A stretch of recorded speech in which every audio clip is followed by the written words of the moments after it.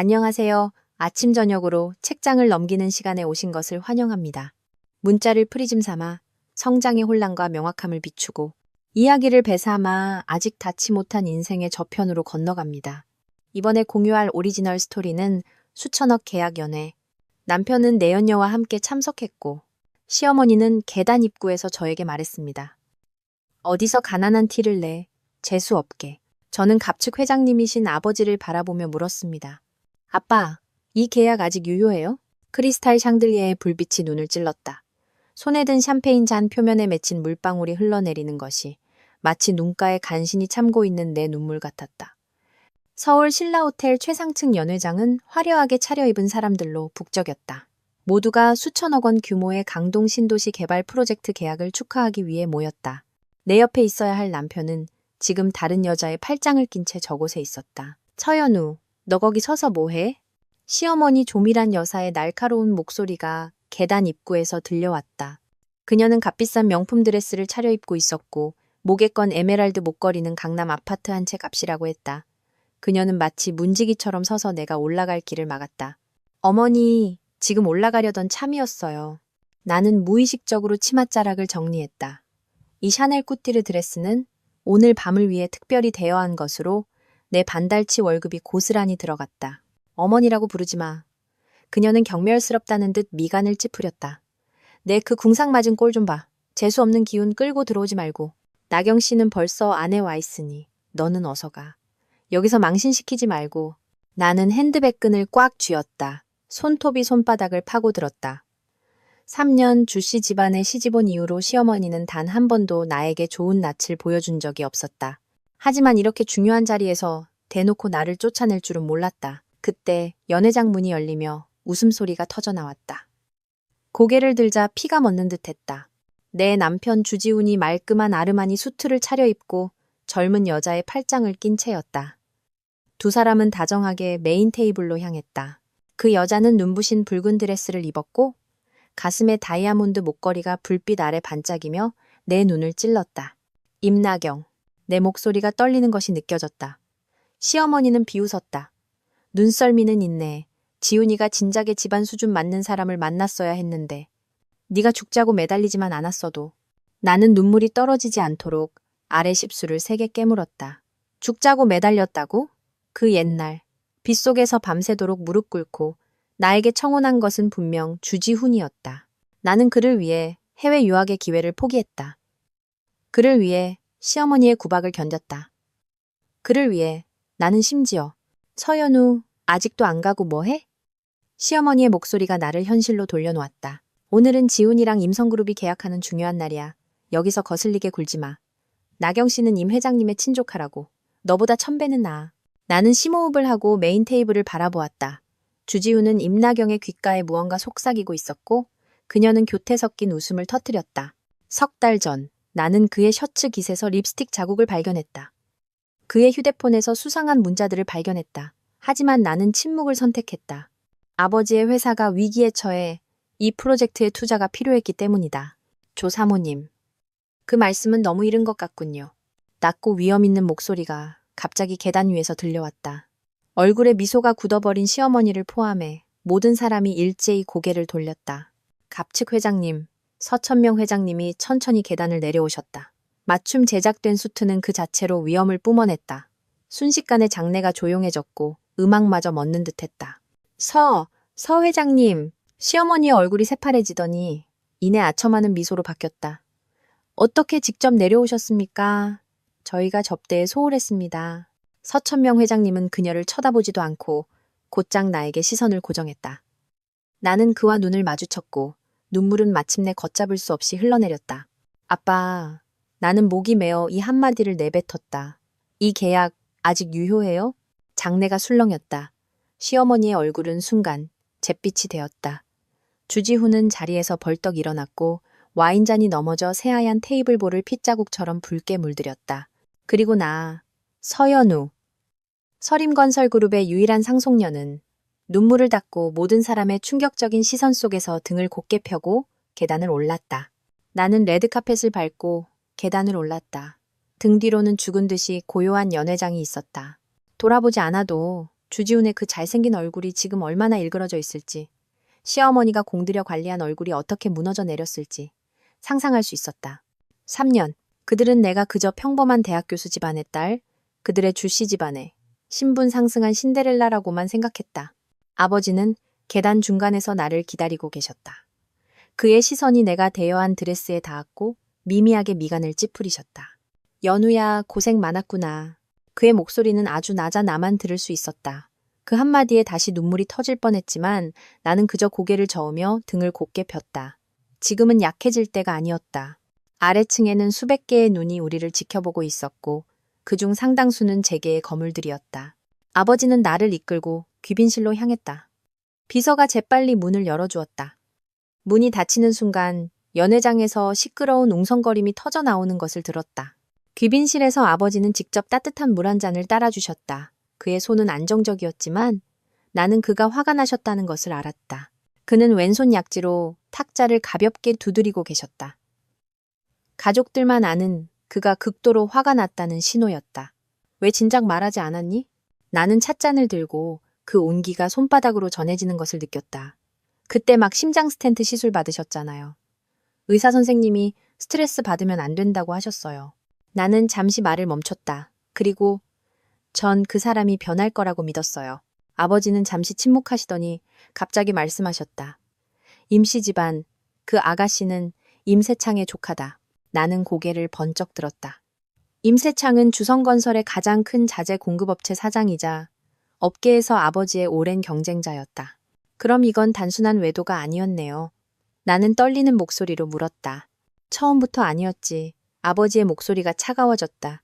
주지훈은 석 달 전부터 네가 서천명의 딸이라는 걸 알고 있었다. 그가 임나경에게 접근한 건 임세창과 연주를 만들기 위해서였고 이번 강동 프로젝트를 통해 재기를 노렸던 거다. 내 손가락이 떨려 찻잔을 놓칠 뻔했다. 석 달 전. 그때가 바로 내가 처음 주지훈의 셔츠에서 립스틱 자국을 발견했을 때였다. 그가 알고 있었다는 건 어떻게 아셨어요? 아버지는 양복 안주머니에서 사진 한 장을 꺼내 내 앞에 밀어놓으셨다. 사진 속에는 주지훈과 임세창이 한 프라이빗 클럽에서 건배를 하고 있었다. 시간은 지난달로 찍혀 있었다. 사진 한쪽 구석에는 임나경이 주지훈의 팔짱을 끼고 있는 모습이 보였다. 사람을 붙여서 알아봤다. 아버지의 말투는 담담했다. 네가 그 녀석과 결혼하겠다고 고집부릴 때부터 계속 사람을 붙여 지켜보고 있었다. 가슴이 답답해졌다. 나의 결혼 생활이 아버지의 감시 아래 있었다니. 하지만 이 순간 나는 비참하게도 일말의 안도감을 느꼈다. 만약 그렇지 않았다면 나는 영원히 속고 있었을지도 모른다. 강동 프로젝트는 저에 대한 시험이었군요. 그렇죠? 나는 문득 모든 것을 깨달았다. 아버지는 가볍게 고개를 끄덕이셨다. 내 딸이 선택한 남자가 과연 서림의 미래를 맡길 만한 인물인지 보고 싶었다. 나는 쓴웃음을 지었다. 결과는 너무나 명확하네요. 주지훈은 그럴 가치가 없을 뿐만 아니라 그 신뢰를 무참히 짓밟았다. 귀빈실 밖에서 급한 발소리가 들려왔고 이어서 주지훈의 다급한 목소리가 들렸다. 들여보내줘요. 내 아내란 말입니다. 나는 심호흡을 하고 아버지를 바라보았다. 그는 가볍게 고개를 끄덕이며 내가 직접 처리하라는 신호를 보내셨다. 문이 거칠게 열리고 주지훈이 문 앞에 섰다. 그의 얼굴은 붉게 달아올라 있었다. 그의 뒤에는 겁에 질린 호텔 지배인과 굳은 표정의 시어머니가 서 있었다. 연우야, 이게 대체 어떻게 된 일이야? 주지훈의 시선이 나와 아버지 사이를 오갔다. 그의 목소리에는 내가 들어본 적 없는 당혹감이 묻어 있었다. 서 회장님이, 어떻게 당신 아버님? 나는 한때 깊이 사랑했던 이 남자를 담담하게 바라보았다. 그의 넥타이는 삐뚤어져 있었고 이마에는 잔땀이 맺혀 있었다. 그의 눈은 계산적인 빛으로 가득했다. 나는 문득 깨달았다. 나는 그를 한 번도 제대로 알지 못했다는 것을. 제 성이 서씨니까요. 서천명 회장님의 딸 서연우. 나는 찻잔을 내려놓았다. 목소리는 작았지만 한 글자 한 글자가 칼날 같았다. 결혼 전에 말했잖아요. 아버지는 건설 자재 사업을 하신다고. 어느 회사인지는 묻지 않았죠. 시어머니는 숨을 헉 들이켰다. 공들여 그린 눈이 동그래졌다. 서림건설, 그 서림그룹? 그때 아버지가 천천히 일어서셨다. 185cm의 큰 키는 그 자체로 위압감을 주었다. 조 사모님, 오랜만입니다. 시어머니의 얼굴이 순식간에 잿빛으로 변했다. 나는 문득 5년 전 주성건설이 서림과 협력하려다 아버지에게 단칼에 거절당했던 일이 떠올랐다. 그때 아버지는 주성건설은 신용이 부족하다는 한마디로 주씨 집안을 업계의 웃음거리로 만드셨다. 서 회장님, 이건 다 오해입니다. 시어머니의 목소리는 한순간에 기어들어갔고 허리도 저절로 굽혀졌다. 연우가 한 번도 말한 적이 제가 숨기라고 했습니다. 아버지가 그녀의 말을 끊었다. 제 딸이 집안 배경 때문에 불순한 의도를 가진 사람에게 이용당하는 것을 원치 않았습니다. 그는 의미심장하게 주지훈을 쳐다보았다. 지금 보니 아주 현명한 결정이었군요. 주지훈의 얼굴이 새하얗게 질렸다. 나는 그를 보며 문득 7년 전 급이 오던 날을 떠올렸다. 그때 우리는 대학생이었다. 그는 우리 기숙사 건물 아래에서 비를 맞으며 6시간을 기다렸다. 단지 나에게 감기약 한 상자를 전해주기 위해서. 창문을 열었을 때 흠뻑 젖은 채 바보처럼 웃고 있는 그의 모습을 보고 마음이 한순간에 녹아내렸다. 그날 밤 그는 내 귓가에 속삭였다.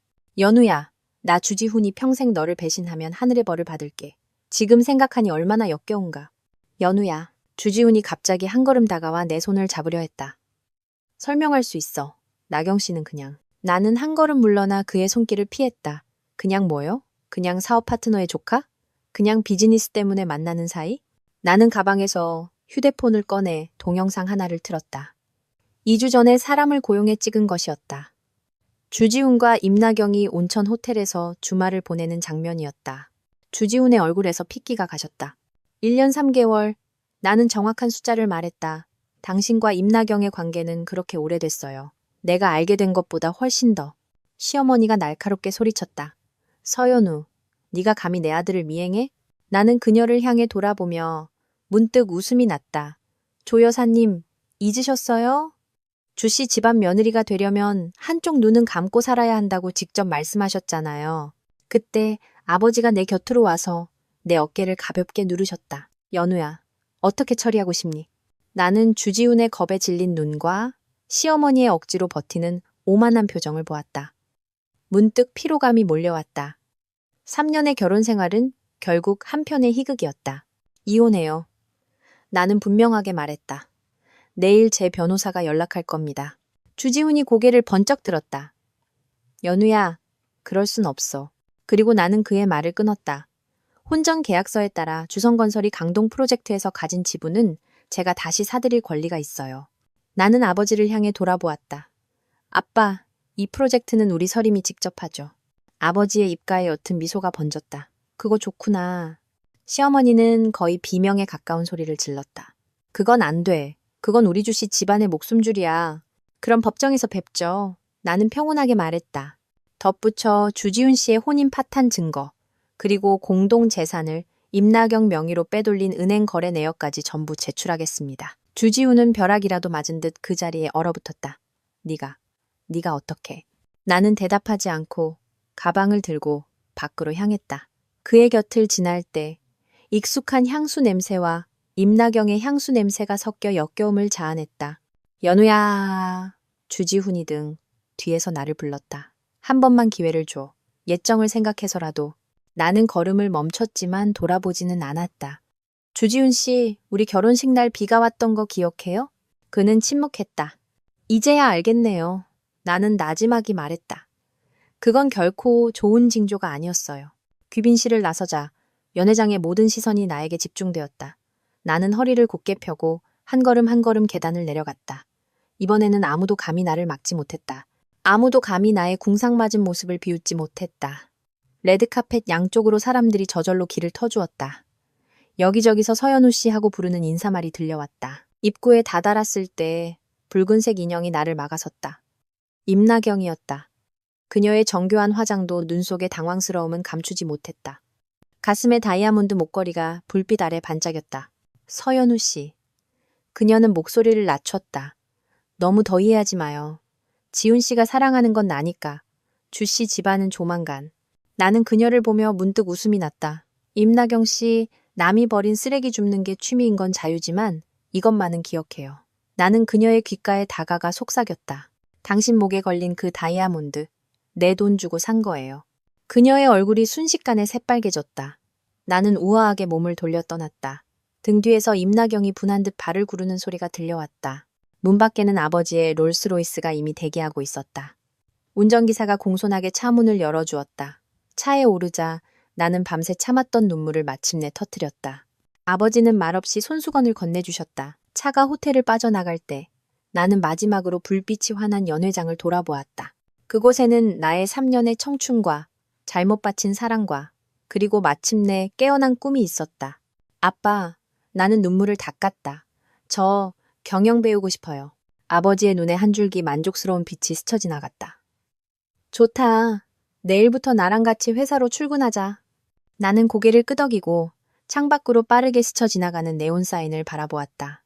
오늘부터 서연우는 더 이상 누구의 아내도 누구의 며느리도 아니었다. 그녀는 그저 그녀 자신, 서림그룹의 상속녀일 뿐이었다. 그리고 주씨 집안은 그들의 행동에 대한 대가를 치르게 될 것이다. 연회장의 크리스탈 샹들리에가 갑자기 눈부시게 느껴졌다. 나는 계단 중앙에 서서 수백 개의 시선이 칼날처럼 날아와 꽂히는 것을 느꼈다. 주지훈의 얼굴은 불빛 아래 병적으로 창백했다. 그의 입술은 떨렸지만 아무 소리도 내지 못했다. 시어머니 조미라는 마치 목이 졸린 사람처럼 공들여 꾸민 얼굴이 일그러져 있었다. 서 회장님이 내 아버지라고? 주지훈의 목소리는 아주 먼 곳에서 들려오는 듯했다. 나는 대답하지 않고 그저 나와 3년간 한 침대를 썼던 이 남자를 평온하게 바라보았다. 그의 아르마니 수트는 여전히 멋졌지만 넥타이는 삐뚤어져 있었고 이마에는 잔땀이 송골송골 맺혀 있었다. 얼마나 우스운가. 1시간 전만 해도 그는 품위 있게 임나경의 손을 잡고 있었는데 지금은 마치 현장에서 잡힌 도둑 같았다. 아버지 서천명 회장님이 내 곁에 서셨다. 185cm의 큰 키는 그 자체로 위엄이 있었다. 그는 장내를 둘러보며 크지 않지만 모든 사람이 똑똑히 들을 수 있는 목소리로 말했다. 강동 신도시 개발 프로젝트 계약 연회에 참석해 주신 모든 분께 감사드립니다. 다만 유감스러운 소식을 전하게 되었습니다. 우리 서림그룹은 주성건설과의 협력을 전면 중단하기로 결정했습니다. 연 회장은 순식간에 아수라장이 되었다. 주지훈이 소리치며 달려들었지만 아버지의 경호원들에게 두 걸음 앞에서 제지당했다. 서 회장님, 이건 말도 안 됩니다. 저희는 이미 막대한 자금을 투입했습니다. 주지훈의 목소리는 거의 비명에 가까웠다. 아버지는 그를 쳐다보지도 않고 자리에 있던 다른 재계 인사들을 향해 돌아섰다. 서림은 강동 프로젝트를 단독으로 개발할 것입니다. 협력에 관심 있는 분들은 내일 오전 10시까지 그룹 본사로 와주시기 바랍니다. 이 한마디는 주성건설에 대한 사형 선고나 다름없었다. 서림의 지원 없이는 주씨 집안은 이 수천억 원 규모의 프로젝트를 감당할 수 없었다. 나는 시어머니를 보았다. 그녀의 얼굴은 창백함을 넘어 파랗게 질려 있었다. 그녀는 진주 클러치를 손가락 마디가 하얘지도록 꽉 쥐고 있었다. 서연우. 주지훈이 갑자기 나를 향해 돌아섰다. 그의 눈에는 내가 본 적 없는 아기가 번뜩였다. 네가 처음부터 날 속였어. 나는 웃음이 터질 뻔했다. 속였다고? 결혼 1주년 때부터 바람을 피우기 시작한 사람이 누구인데? 우리의 공동재산을 몰래 애인 명의로 빼돌린 사람이 누구인데? 지훈 씨, 나는 근처 사람들만 들을 수 있을 정도로 작게 말했다. 우리 결혼식 날 평생 나만 사랑하겠다고 맹세했던 거 기억해요? 그의 표정이 굳었다. 내일 제 변호사가 이혼 서류를 가지고 당신을 찾아갈 겁니다. 나는 장내 모든 사람이 들을 수 있도록 목소리를 높였다. 혼전 계약서에 따라 저는 주성건설이 강동 프로젝트에 가지고 있는 지분에 대한 분할을 요구할 권리가 있습니다. 이 말은 연회장에 터진 폭탄과도 같았다. 시어머니는 귀를 찢는 듯한 비명을 질렀다. 말도 안 돼. 그건 우리 주씨 집안의 목숨줄이야. 그녀는 하이힐을 신고 달려들었지만 아버지의 눈빛 한 번에 제지당했다. 아버지는 나를 향해 돌아보며 부드럽게 물으셨다. 연우야, 어떻게 하고 싶니? 나는 심호흡을 하며 가슴속에서 격렬하게 뛰는 심장을 느꼈다. 3년. 주씨 집안 사람들 앞에서 이렇게 허리를 꼿꼿이 세우고 말하는 것은 처음이었다. 아빠, 제가 직접 처리할게요. 나는 주지훈을 향해 돌아섰다. 이혼과 지분 분할 외에 당신 명의로 된 그 한강뷰 아파트도 회수하겠어요. 그건 아버지가 저에게 주신 결혼 예물이고 등기부등본에는 제 이름만 올라 있으니까요. 주지훈의 얼굴이 순간 일그러졌다. 너 그럴 순 없어. 그 아파트는 이미 뭐요? 나는 눈을 가늘게 떴다. 이미 임나경 명의로 넘어갔다고요? 그의 표정은 내가 맞았다고 말해주고 있었다. 연회장의 웅성거림은 더 커졌다. 주지훈을 바라보는 많은 사람들의 눈빛은 이미 동정에서 경멸로 바뀌어 있었다. 시어머니는 갑자기 휘청거리며 옆에 있는 기둥을 붙잡았다. 그녀의 입술은 파랗게 변했고 호흡은 가빠졌다. 정성껏 올린 머리카락 몇 가닥이 흘러내렸다. 나는 그녀가 연기하는 것이라고 생각했지만 그녀가 정말로 바닥으로 쓰러지기 시작하는 것을 보고 생각이 바뀌었다. 엄마, 주지훈이 달려가 그녀를 부축했다. 아버지는 미간을 찌푸리셨다. 경호원은 구급차 불러. 어쨌든 좀이라는 어른이었고 모든 사람이 보는 앞에서 쓰러지게 둘 수는 없었다. 혼란을 틈타나는 출구로 향했다. 기자들은 이미 냄새를 맡고 몰려들었고 플래시가 계속 터졌다. 아버지의 경호원들이 길을 터주었지만 나는 누군가 큰 소리로 묻는 것을 들었다. 서연우 씨, 신분을 숨기고 주씨 집안에 시집간 것은 처음부터 계획된 일이었습니까? 나는 걸음을 멈추고 질문한 기자를 향해 돌아섰다. 장내가 순식간에 조용해졌다. 제가 주지훈 씨와 결혼했을 때 저는 그저 좋은 아내가 되기를 바랐습니다. 내 목소리는 작았지만 모든 단어가 똑똑히 들렸다. 하지만 어떤 사람들은 그런 진심을 받을 자격이 없더군요. 말을 마친 나는 뒤도 돌아보지 않고 연회장을 나섰다. 아버지의 롤스로이스가 문 앞에서 기다리고 있었다. 차에 오르자 나는 밤새 팽팽하게 긴장했던 신경을 마침내 풀 수 있었다. 차창밖 네온 사인이 흐릿한 빛의 띠로 번져 보였다. 3년 전에도 이런 밤이었다. 주지훈은 빗속에서 나에게 청혼하며 나에게 가정을 만들어주겠다고 했다. 지금 생각해보니 그가 원했던 것은 결코 내가 아니었다. 그가 존재하지 않는다고 생각했던 내 뒤에 서림 그룹이었을 뿐이다. 집으로 갈까? 아버지가 부드럽게 물으셨다. 나는 고개를 저었다. 한강뷰 아파트에 가서 챙길 물건이 좀 있어요. 아버지는 고개를 끄덕이고 운전기사에게 주소를 말씀하셨다. 차는 밤속으로 미끄러져 들어갔다. 나는 가죽 시트에 기대어 문득 피로감을 느꼈다. 오늘 밤의 모든 일은 악몽 같았고 또 한편이 희극 같았다. 유일하게 현실적인 것은 나의 결혼 생활이 완전히 끝났다는 사실뿐이었다. 한강뷰 아파트는 내가 결혼할 때 아버지가 주신 선물이었다. 서울에서 가장 비싼 주상복합의 꼭대기층에 위치해 있었다. 결혼 후 나와 주지훈은 주말마다 이곳에서 시간을 보냈다. 통유리창 앞에 서서 한강의 야경을 내려다보면 마치 온 세상을 가진 것 같았다. 엘리베이터는 펜트하우스로 직행했다. 나는 지문을 입력해 문을 열었다. 다행히 주지훈은 아직 내 지문을 삭제하지 않았다. 문을 열자 낯선 향수 냄새가 코를 찔렀다. 불을 켜자 눈앞의 광경에 위가 뒤틀리는 듯했다. 거실에는 임나경의 사진이 놓여 있었고 식탁 위에는 와인잔 2개가 있었다. 그중 한 잔에는 립스틱 자국이 선명했다. 내 슬리퍼는 사라지고 그 자리에는 명품 하이힐 한 켤레가 아무렇게나 벗어져 있었다. 나는 심호흡을 하고 곧장 안방으로 향했다. 옷장에는 내 옷이 절반이나 사라졌고 남은 옷들은 구석으로 밀쳐져 있었다. 화장대 위는 임나경의 화장품으로 가득했다. 내 보석함은 보이지 않았다. 침대 머리맡에는 뻔뻔스럽게도 액자 하나가 놓여 있었다. 주지훈과 임나경이 몰디브에서 찍은 사진이었다. 날짜는 지난달 내 생일이었다. 주지훈은 나에게 출장을 가야 한다고 했었다. 나는 기계적으로 서랍을 열어 남은 개인 물품을 챙기려 했다. 그러다 서류 봉투 하나를 발견했다. 호기심에 열어보자 피가 멎는 듯했다. 부동산 양도 계약서 사본이었다. 날짜는 3달 전. 주지훈은 이미 이 아파트를 임나경 명의로 넘겼다.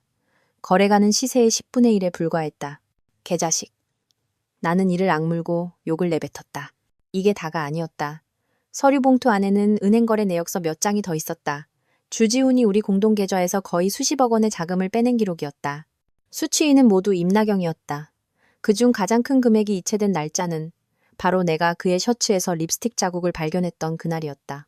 나는 떨리는 손으로 이 증거들을 사진 찍어 변호사에게 보냈다. 그리고 남은 물건들을 챙기기 시작했다. 사실 챙길 것도 별로 없었다. 내 책들, 내가 모았던 음반들, 어머니가 남겨주신 진주 목걸이. 이것들이야말로 진정으로 내 것이었다. 막 여행 가방을 닫았을 때 초인종이 울렸다. 나는 경계하며 인터폰 화면을 보았다. 주지훈이었다. 그는 엉망인 모습이었다. 수트는 구겨져 있었고 머리는 헝클어져 있었으며 눈은 핏발이 서 있었다. 연우야, 안에 있는 거 알아. 문 열어. 그가 문을 세게 두드렸다. 나는 잠시 고민하다가 결국 문을 열었다. 얼굴을 보고 확실히 해야 할 말이 있었다. 문이 열리자마자 주지훈이 술 냄새를 풍기며 뛰어들어왔다. 그는 내가 챙겨놓은 여행 가방을 보고 눈빛이 흔들렸다. 연우야, 내 말 좀 들어봐. 설명할게. 그가 내 팔을 잡으려 했다. 나는 한 걸음 물러나 피했다. 뭘 설명하겠다는 거죠? 나는 차갑게 물었다. 우리 신혼집을 임나경에게 넘긴 걸 설명하겠다는 거예요? 아니면 우리 공동계좌에서 돈을 빼돌린 걸 설명하겠다는 거예요? 그의 얼굴이 새빨개졌다. 네가 어떻게? 사람이 모르게 하려면 아예 하지를 말았어야죠. 나는 여행 가방을 들었다. 내일 오전 10시에 제 변호사가 당신 사무실로 찾아갈 겁니다. 주지훈이 갑자기 무릎을 꿇고 내 옷자락을 붙잡았다. 연우야, 내가 잘못했어. 다 임나경이 나를 유혹해서 그런 거야. 그 여자가 임성그룹 계약을 따게 해주겠다고 해서 내가 잠시 정신이 나갔었어. 나는 눈물 콧물을 흘리는 그의 모습을 보며 문득 역겨움을 느꼈다. 이 사람이 내가 한때 죽도록 사랑했던 남자라고? 그를 위해 나는 해외 유학의 기회를 포기했다. 그를 위해 시어머니의 구박을 견뎠다. 그를 위해 심지어 신분까지 숨기고 평범한 며느리로 살았다. 주지훈 씨, 나는 평온하게 말했다. 내가 뭘 가장 후회하는지 알아요? 그는 멍하니 고개를 들었다. 당신의 진짜 모습을 더 일찍 알아보지 못한 걸 후회해요. 나는 그의 손을 뿌리쳤다. 이혼 합의서는 내일 당신에게 전달될 겁니다. 서명하든 안 하든 마음대로 해요. 다만 한 가지 충고하자면 내 손에 있는 증거만으로도 당신을 빈털터리로 만들 수 있어요. 말을 마치고 나는 여행 가방을 끌고 문으로 향했다. 주지훈이 갑자기 바닥에서 벌떡 일어나 내 앞을 막아섰다. 넌 이렇게 할 수 없어. 그의 목소리가 갑자기 흉흉하게 변했다. 네 아버지가 서천명이라고 대단한 줄 알아? 내가 말해주지. 임세창 손에 너희 서림그룹에 약점이 있어. 내가 한마디만 하면 내일 서림주가는 폭락할 거야. 나는 걸음을 멈추고 그를 돌아보았다. 무슨 약점? 그는 말을 실수했다는 것을 깨달은 듯 눈빛이 흔들렸다. 아무튼 너 잘 생각하는 게 좋을 거야.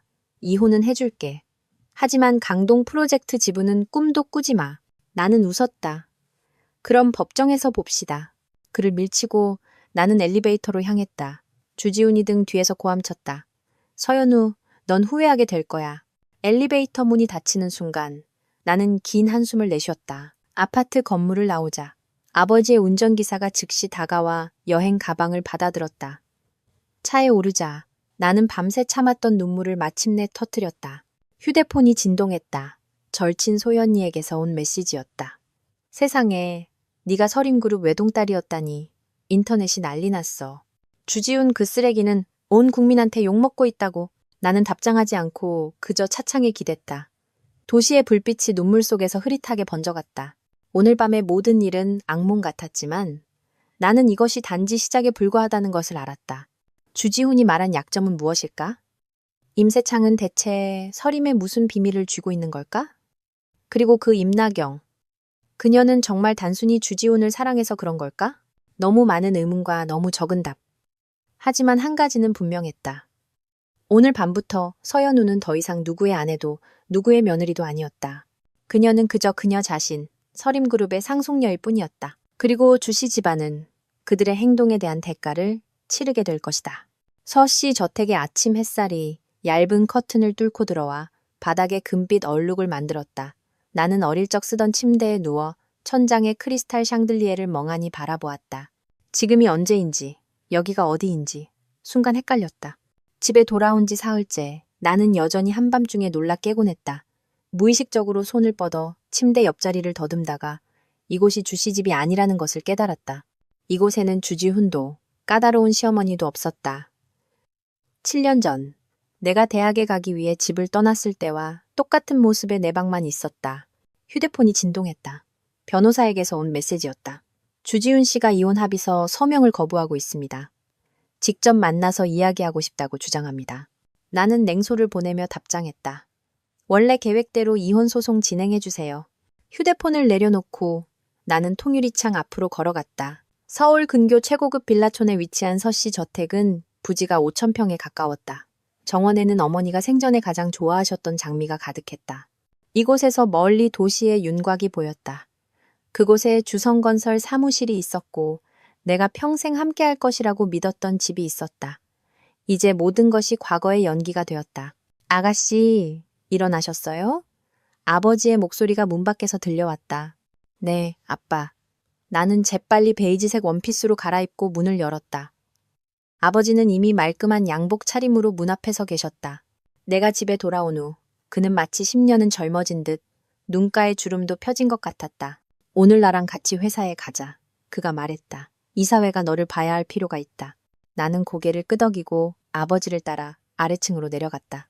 식당에는 이 집사님이 이미 아침 식사를 준비해 놓으셨다. 내가 가장 좋아하는 전복죽과 정갈한 반찬들, 그리고 갓 짜낸 오렌지 주스. 아가씨 많이 드세요. 이 집사님이 웃으며 말했다. 그동안 많이 야위셨어요. 코끝이 찡했다.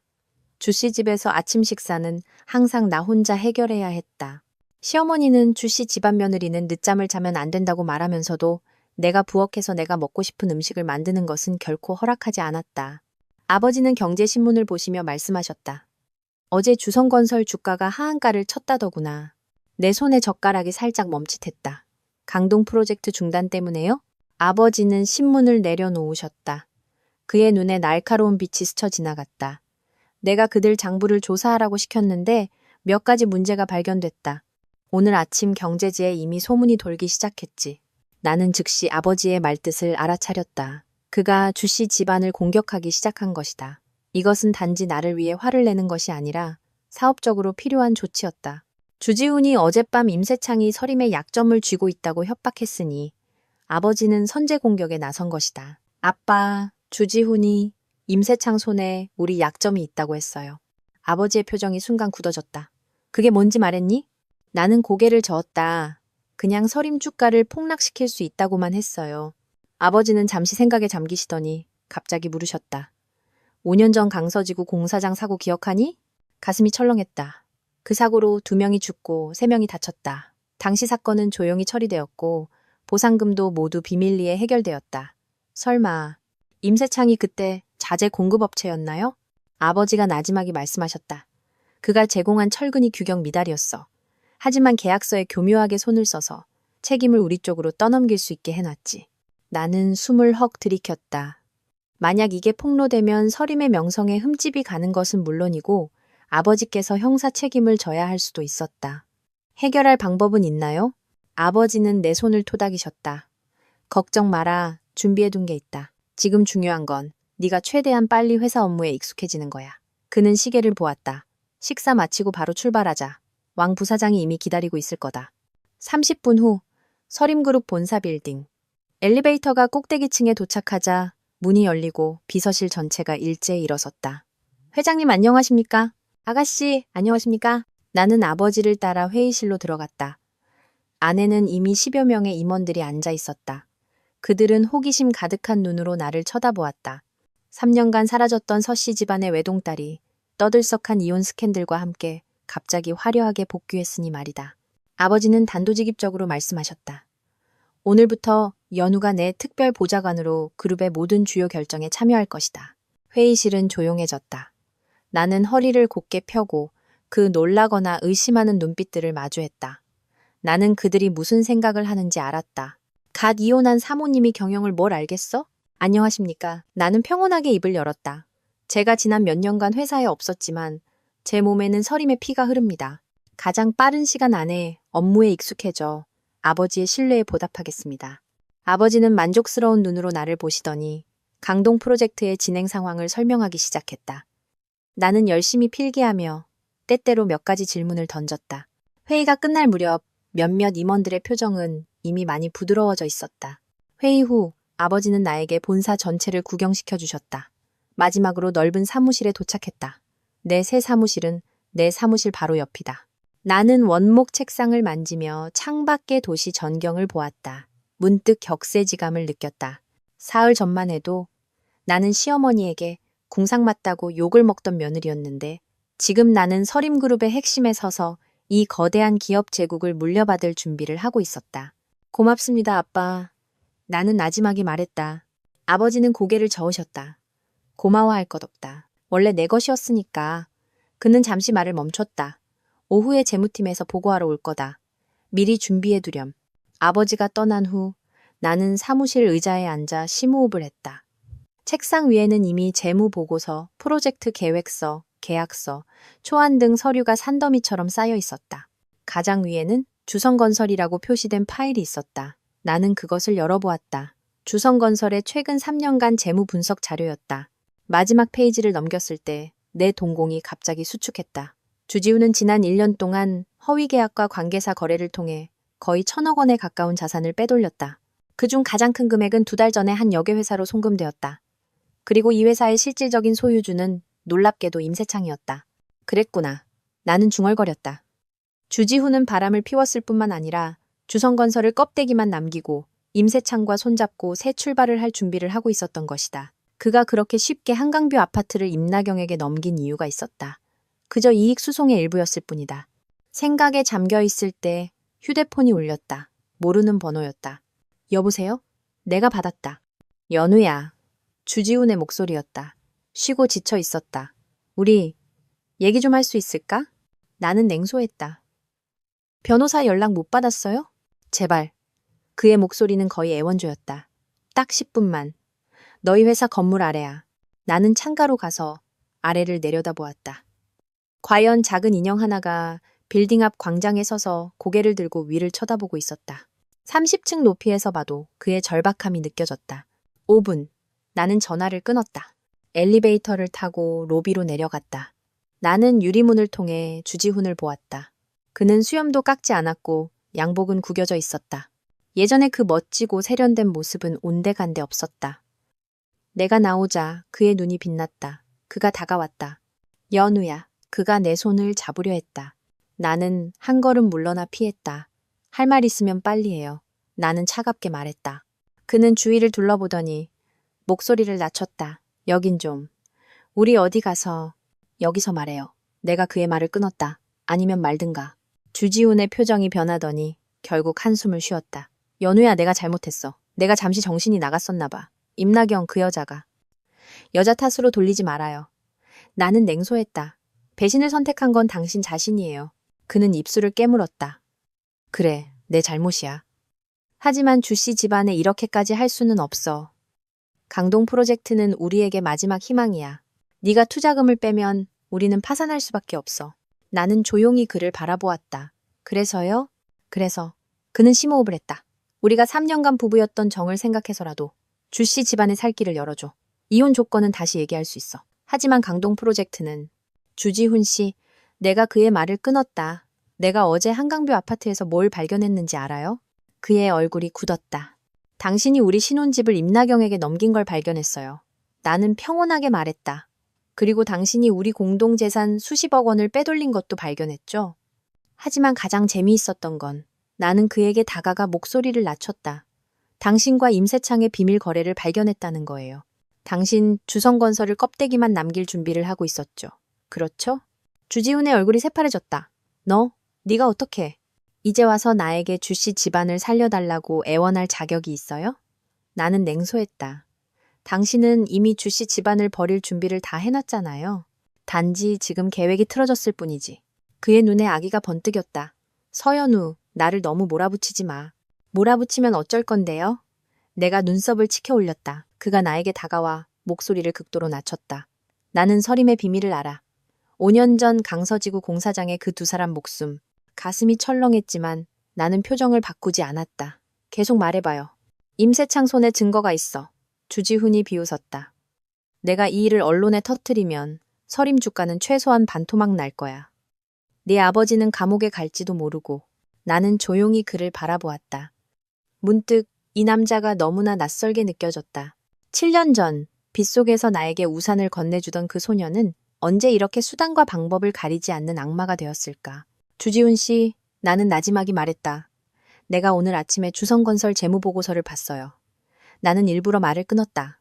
특히 당신과 임세창의 그 여객회사 거래 내역을 말이죠. 그의 동공이 갑자기 수축했다. 만약 이 자료가 금융감독원 책상 위에 올라간다면 누가 먼저 감옥에 갈까요? 나는 미소 지었다. 주지훈은 벼락이라도 맞은 듯 그 자리에 얼어붙었다. 나는 돌아서서 가려고 했다. 그가 갑자기 내 손목을 잡았다. 연우야, 이러지 마. 우리 협력할 수 있어.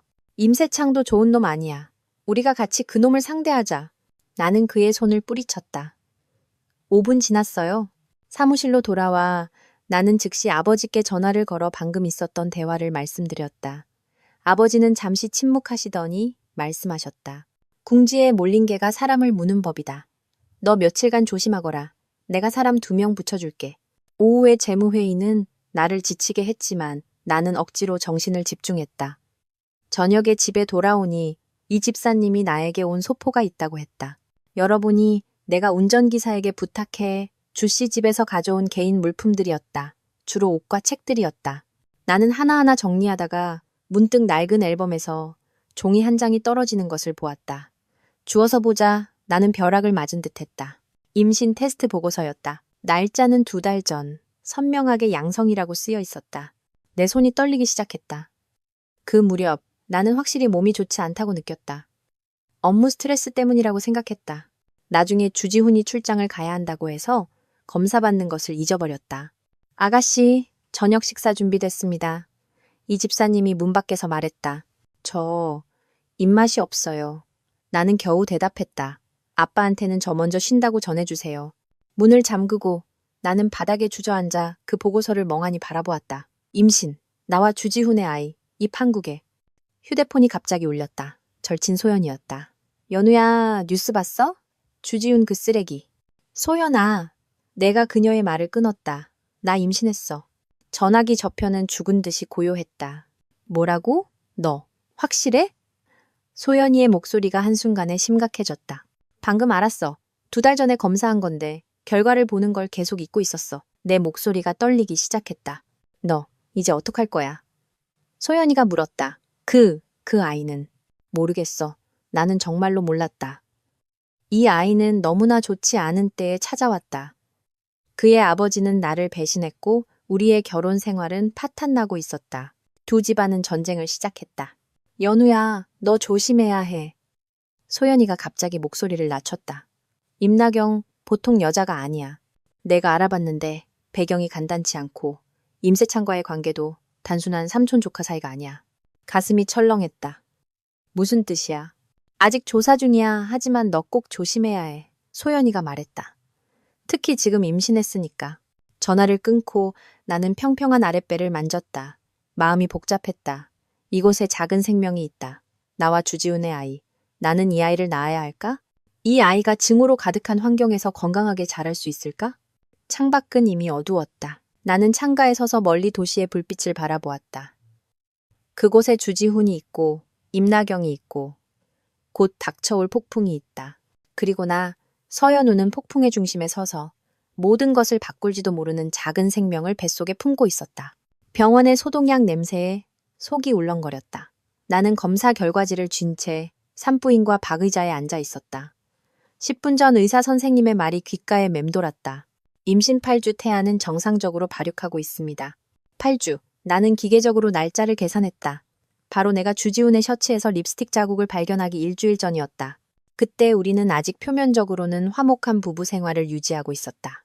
그가 나와 한 침대를 쓰면서 다른 한편으로는 임나경과 온천 호텔에서 미래를 즐기고 있었을 줄 누가 상상이나 했을까. 서연우님, 혈액검사 결과 나왔습니다. 간호사가 서류 한 장을 건네주며 호기심 어린 눈으로 나를 쳐다보았다. 나는 그녀가 무슨 생각을 하는지 알았다. 요즘 며칠간 경제면과 연예면 톱기사는 모두 나에 관한 것이었다. 서림그룹 외동딸의 비밀, 결혼, 배신, 그리고 화려한 복귀. 그런 내가 지금 산부인과에 혼자 나타났으니 감사합니다. 나는 결과지를 받아 재빨리 가방에 넣었다. 병원 문을 나서자 초여름의 햇살이 눈부셔 눈을 가늘게 떴다. 아버지의 경호원이 몇 걸음 떨어진 곳에서 조용히 나를 따르고 있었다.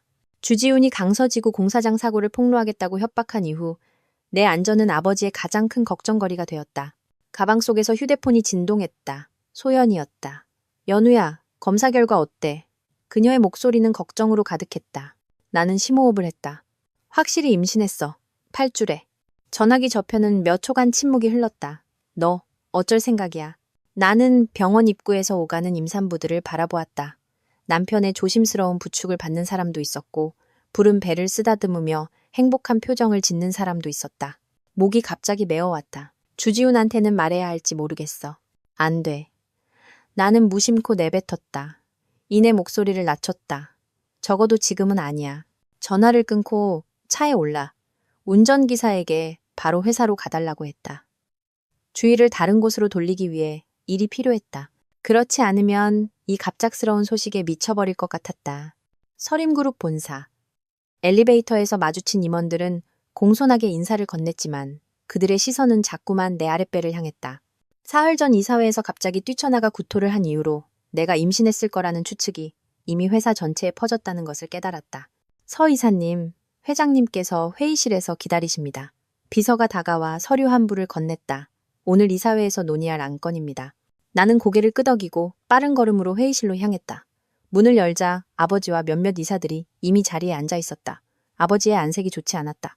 눈밑이 거뭇했다. 내가 주씨 집안을 공격하기 시작한 이후 그는 눈에 띄게 더 바빠지셨고 수면이 심각하게 부족했다.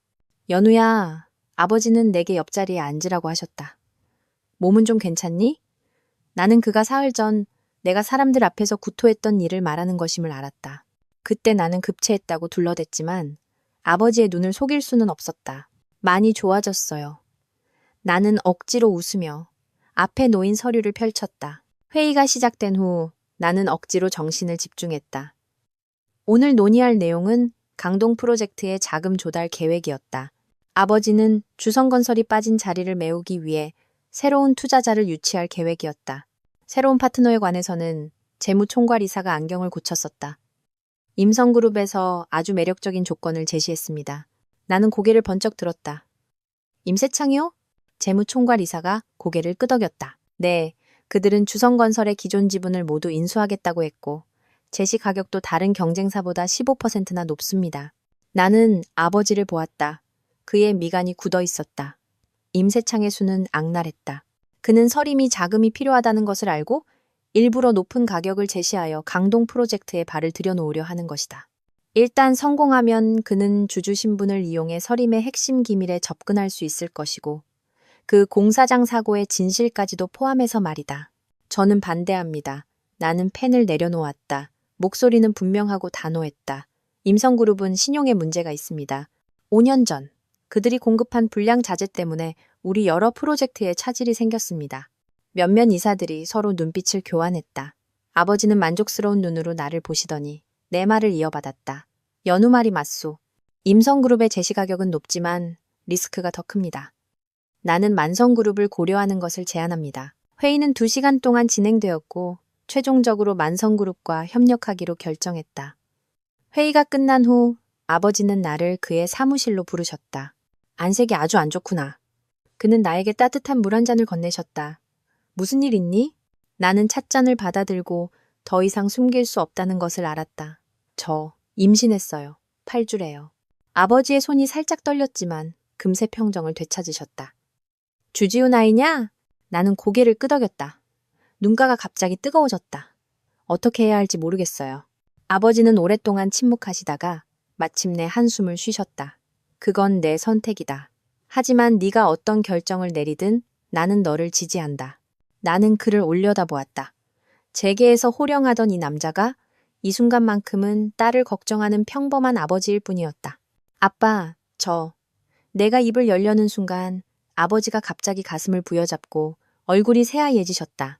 아빠, 내가 달려가 그를 부축했다. 왜 그러세요?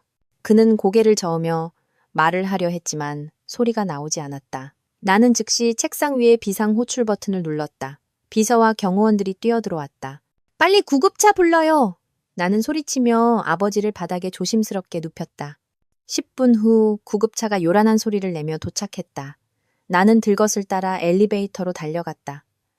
아버지의 손이 내 손목을 꽉 잡고 있었다. 입술을 움직여 무언가 말씀하시려 했다. 말씀하지 마세요. 아빠, 힘 아끼세요. 나는 억지로 눈물을 참으며 그를 안심시켰다. 병원 응급실 밖에서 나는 갇힌 짐승처럼 초조하게 서성였다. 의사의 초기 진단은 심장마비였고 즉시 수술이 필요하다고 했다. 수술 동의서에 서명할 때 내 손은 거의 펜을 잡을 수 없을 정도로 떨렸다. 서 이사님, 진정하셔야 합니다. 아버지의 주치의가 내 어깨를 토닥였다. 지금 이사님의 건강 상태로는 과도한 스트레스는 좋지 않습니다. 나는 그때서야 뱃속의 아이를 떠올리고 억지로 심호흡을 했다. 바로 그때 휴대폰이 울렸다. 회사 비서였다. 서 이사님, 큰일 났습니다. 이사 몇 분이 회장님께서 입원하셨다는 소식을 듣고 긴급 임시회의를 소집해달라고 요구하고 있습니다. 회장 대행 인선을 논의해야 한다고요. 나는 휴대폰을 꽉 쥐었다. 즉시 이것이 무엇을 의미하는지 알았다. 누군가 아버지가 쓰러진 틈을 타 권력을 찬탈하려는 것이다. 그리고 가장 유력한 배우는 임세창일 것이다. 그들에게 전하세요. 1시간 후에 내가 직접 회사로 가서 회의를 주재하겠다고. 나는 전화를 끊고 아버지의 주치의를 향해 돌아섰다. 제가 회사에 다녀와야겠습니다. 저희 아버지를 잘 부탁드립니다. 의사는 망설였다. 하지만 수술 동의서는 제가 서명할게요. 익숙한 목소리가 등 뒤에서 들려왔다. 돌아보니 소연이가 서류 가방을 든 채 빠른 걸음으로 다가오고 있었다. 아저씨 입원하셨다는 소식 듣고 바로 달려왔어. 나는 고마움에 그녀를 껴안았다. 소연아, 가봐. 소연이가 내 등을 토닥였다. 여긴 내가 있을게. 회사에 네가 더 필요해. 나는 수술실의 붉은 등을 한번 보고 이를 악물고 돌아섰다. 아버지의 경호원이 내 뒤를 바짝 따르며 나지막이 물었다. 이사님, 사람을 더 부를까요? 필요 없어요. 나는 차에 올라탔다. 바로 회사로 가주세요. 차 안에서 나는 소연이가 건네준 서류 가방을 열었다. 안에는 사진 한 묶음이 들어있었다. 임나경과 한 중년 남자가 레스토랑에서 은밀하게 이야기하는 사진이었다. 그 남자는 내가 아는 사람이었다. 서림 이사회의 유 이사였다. 마지막 사진에는 임나경이 유 이사에게 두툼한 봉투를 건네고 있었다. 역시 그랬군. 나는 냉소했다. 임세창은 이사를 매수하여 서림 내부의 분열을 일으키려 하는 것이다. 그리고 임나경은 그의 가장 좋은 장기말이었다. 서림그룹 회의실의 분위기는 팽팽했다. 내가 문을 열고 들어서자마자 유 이사가 목소리를 높이는 것이 들렸다. 서 회장님의 병세가 불투명한 상황에서 회사가 리더 없이 표류할 수는 없습니다. 이사회 투표로 임시 책임자를 선출할 것을 제안합니다. 그럴 필요 없습니다. 나는 회의실로 성큼성큼 걸어 들어갔다. 모든 시선이 즉시 나에게 집중되었다. 제 아버지의 수술은 성공적으로 끝났고 곧 돌아오실 겁니다. 그 전까지는 그의 특별 보좌관이자 서림의 유일한 상속녀로서 제가 그의 직무를 대행하겠습니다. 유 이사가 비웃었다. 서 이사, 회사는 장난이 아니오. 당신이 무슨 자격으로 서림을 이끌겠다는 거요? 나는 장내를 둘러보며 모든 이사들의 얼굴을 하나하나 쳐다보았다. 첫째, 저는 서림 지분 25%를 보유한 2대 주주입니다. 둘째, 지난 2주간 저는 회사의 모든 주요 결정에 참여했습니다. 셋째, 나는 휴대폰을 꺼내 사진 한 장을 띄웠고 그것을 회의실 대형 스크린에 투사했다. 유 이사님께서 이게 무엇인지 설명해 주셨으면 좋겠군요. 사진 속에서 유 이사는 임나경의 손에서 그 봉투를 받고 있었다. 그의 얼굴이 순식간에 새파래졌다.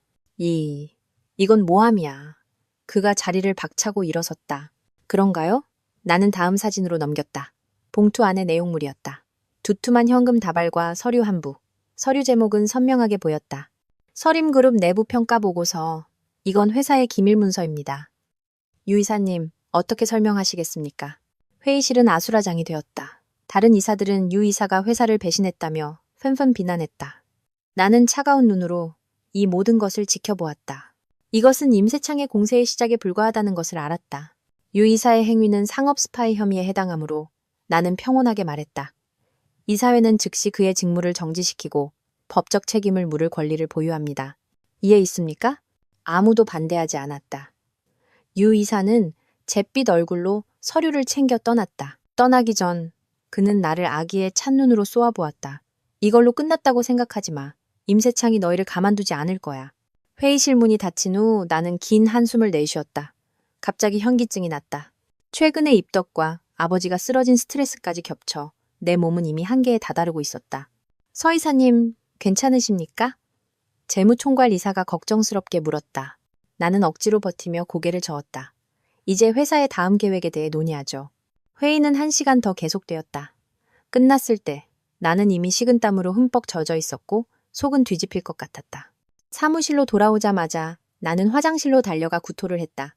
구토를 마친 후 나는 소파에 주저앉아 병원에 전화를 걸었다. 소연이는 아버지의 수술이 성공했고 중환자실에서 경과를 지켜보고 있다고 했다. 나는 안도의 한숨을 내쉬고 그녀에게 아버지를 잘 부탁한다고 회사 일을 처리하고 바로 병원으로 가겠다고 말했다. 전화를 끊고 나는 컴퓨터를 켜서 이메일을 확인했다. 가장 위에는 내 변호사에게서 온 메일이 있었다. 제목은 이혼 소송 최신 진행 상황이었다. 열어보자. 내 미간은 점점 더 찌푸려졌다. 주지훈이 반소를 제기했다는 내용이었다. 내가 신분을 속여 결혼 사기를 쳤다고 주장하며 내 개인 명의의 재산, 심지어 아버지가 나에게 주신 서림 지분까지 분할해달라고 요구했다. 파렴치하긴. 나는 책상을 치고 일어섰다가 다시 현기증 때문에 의자에 주저앉았다. 눈을 감고 잠시 쉬고 있을 때 휴대폰이 또 울렸다. 모르는 번호였다. 여보세요? 나는 경계하며 받았다. 서현우 씨? 임나경의 목소리였다. 달콤하면서도 아기가 묻어 있었다. 임신했다면서요? 축하해요. 내 온몸에 피가 순간 얼어붙었다. 네가 어떻게? 그건 중요하지 않아요. 그녀가 가볍게 웃었다. 중요한 건 지훈 씨도 이미 알고 있다는 거죠. 그가 당신에게 전해달래요. 이 아이 자기가 꼭 가질 거라고. 나는 휴대폰을 꽉 쥐었다. 이건 나와 주지훈 사이의 일이야. 네가 끼어들 일이 아니야. 아, 그래요? 그녀의 목소리가 갑자기 날카로워졌다. 당신이 이겼다고 생각해요? 말해주죠. 게임은 이제 막 시작됐어요. 주지훈은 내 남자고 서림도 조만간 임시 집안 것이 될 거니까. 전화가 갑자기 끊겼다. 나는 그 자리에 앉아 등골을 타고 오르는 한기를 느꼈다. 임나경이 어떻게 내가 임신한 사실을 알았을까? 나는 오늘 아침에야 확진을 받았고 아버지와 소연이 외에는 아무도 이 사실을 모른다.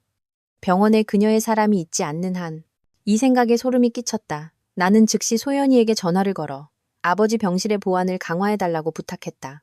동시에 개인 주치의에게 연락해 새로운 산부인과 병원을 예약했다. 전화를 끊고 나는 평평한 아랫배를 만졌다. 처음으로 그 안에 있는 작은 생명의 존재를 진정으로 느꼈다. 나와 주지훈 사이에 얼마나 많은 원한이 있든 이 아이는 죄가 없다. 그리고 지금의 나는 여러 역할을 동시에 해내야만 했다. 서림의 임시수장, 아버지의 딸, 그리고 한 아이의 어머니. 창밖은 이미 어두워졌다. 나는 통유리창 앞에 서서 도시의 불빛을 내려다보았다. 저 불빛 어딘가에서 주지훈과 임나경이 무언가를 꾸미고 있을 것이다. 병원에서는 아버지가 병상에 누워 계신다. 그리고 내 뱃속에서는 작은 생명이 조용히 자라고 있다. 이 전쟁은 이제 막 시작되었을 뿐이다.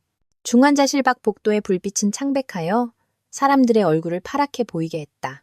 나는 딱딱한 의자에 앉아 온갖 튜브를 꽂고 누워 계신 아버지를 유리창 너머로 멍하니 바라보았다. 수술은 성공했지만 의사는 최소 48시간 동안 집중 관찰이 필요하다고 했다. 감시장치에서 나는 규칙적인 삐 소리가 마치 무딘 칼날처럼 내 신경을 계속해서 긁어대는 것 같았다. 연우야, 너 좀 쉬어야 해. 소연이가 따뜻한 우유 한 잔을 건네주었다. 벌써 12시간째 지키고 있잖아. 나는 고개를 저으며 따뜻한 컵을 두 손으로 감쌌다. 우유 향기에 속이 울렁거렸다. 입덧 반응이 점점 심해지고 있었다. 회사 쪽은 어때? 나는 잠긴 목소리로 물었다. 소연이는 한숨을 쉬었다. 주가가 5% 떨어졌어. 서 회장님 병세가 발표된 것보다 심각하다는 소문이 돌고 있어. 그리고 그녀는 잠시 망설였다. 주성건설이 오늘 오전에 공시를 냈어. 임성그룹과 전략적 제휴를 맺었다고. 나는 고개를 번쩍 들었다. 우유를 쏟을 뻔했다. 뭐라고? 이미 뉴스가 나왔어. 소연이가 휴대폰을 보여주었다. 주지훈이 인터뷰에서 강력한 기업 간의 연합이라고 말하면서 강동 프로젝트를 쉽게 포기하지 않을 거라고 암시했어.